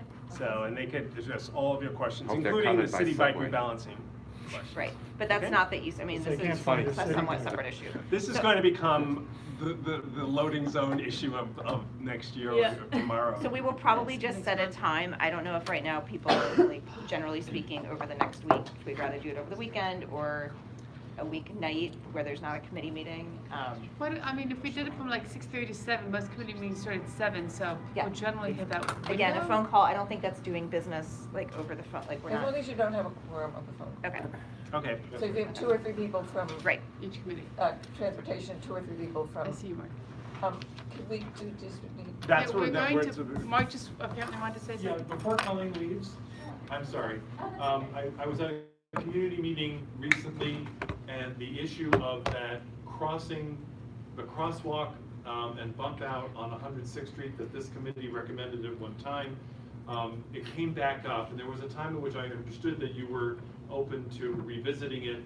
I just wanted to share that I was at a community meeting. It happened to be at Red Hook, which is one of the 2 senior places that was interested It's in not it. about that, it's not about that, it's, we requested a traffic. Red Oak. We requested a traffic, Hook. it can't be a bump out. We requested a traffic light. Yep, and a crosswalk. It was a mid-block crossing. That's Mid terrible. crossing. Yeah. You said there wasn't. It doesn't meet criteria, and Colleen has gone back, if I understand, there was a. So what happened was that we did look at it, and we visited the site in the AM, and I think we were at PM. And the level of pedestrians that were crossing was very low. And as a result, it was denied. And we did say we will revisit it, but I think it will be within maybe another 2 years, because, yeah, that's the bummer with signal requests. I know. Colleen, one of the things we asked for the possibility of, which would maybe be a middle ground, was a request crossing. So there's no crossing there unless somebody pushes a button and requests A it. recess crossing. I mean, the. Request crossing, On demand. on demand. Like you push the button, yeah. So, you know, if there's nobody there, it's not an issue. It's only if somebody needs it. Right. 106 and. Between Columbus, Amsterdam. There you go. Up at the top of the hill. And also, as long as Colleen's here, I have an update on the reconfiguration of Columbus Circle is awaiting the warmer weather, and we are still awaiting a plan for Central Park West.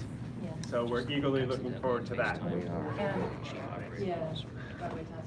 Good. Okay, district needs.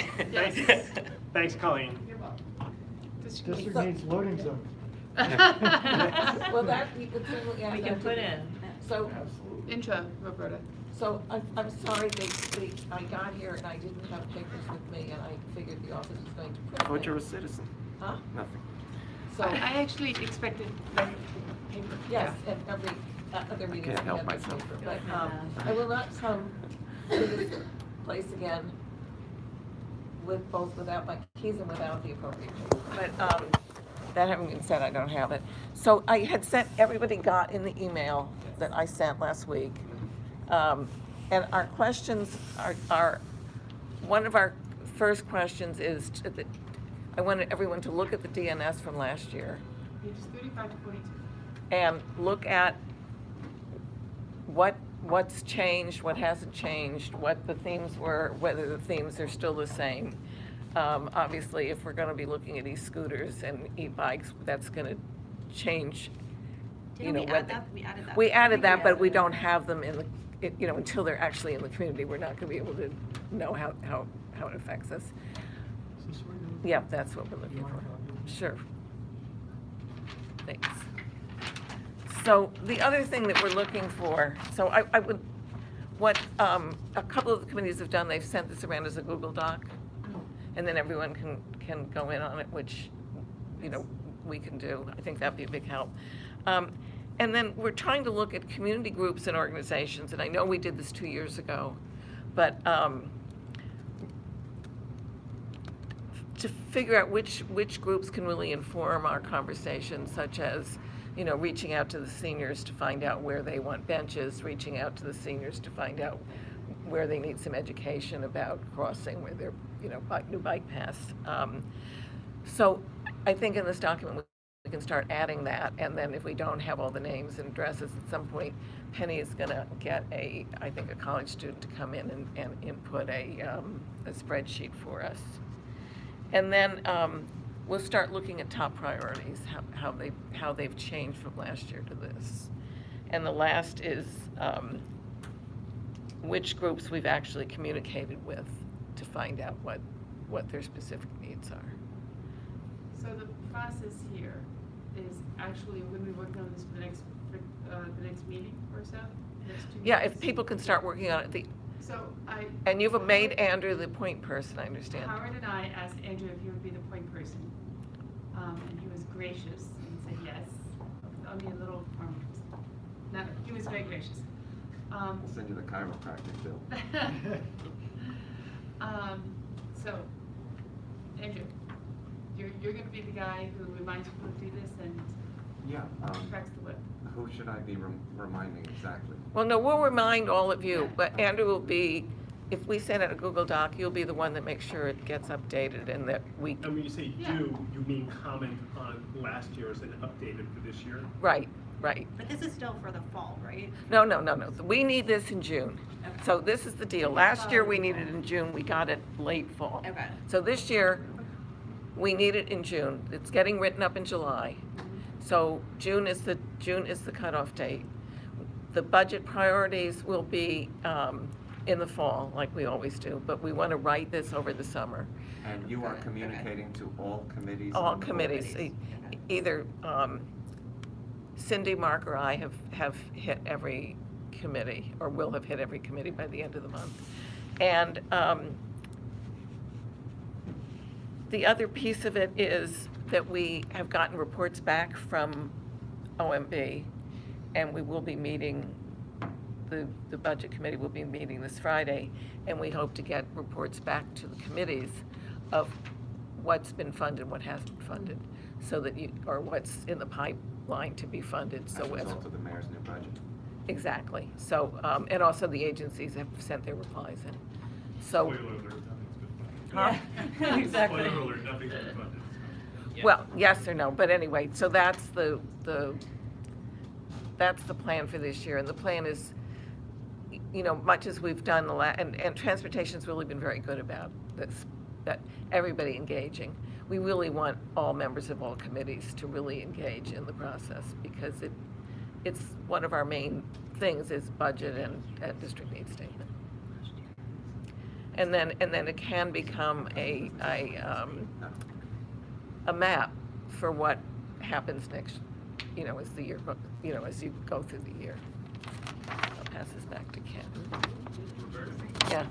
I happened to be in housing last night, and I think I'm just echoing something that you just said, if I understand you correctly, that in sort of thinking about what the DNS, the needs of the community, we should a particular emphasis on organizations as opposed to individuals, right? Like, in other words, if it's there's an individual who's an expert in housing, like what Larry Woods worked for Goddard, but you know, Yeah. if there was a Larry Woods kind of person that was independent, that's fine.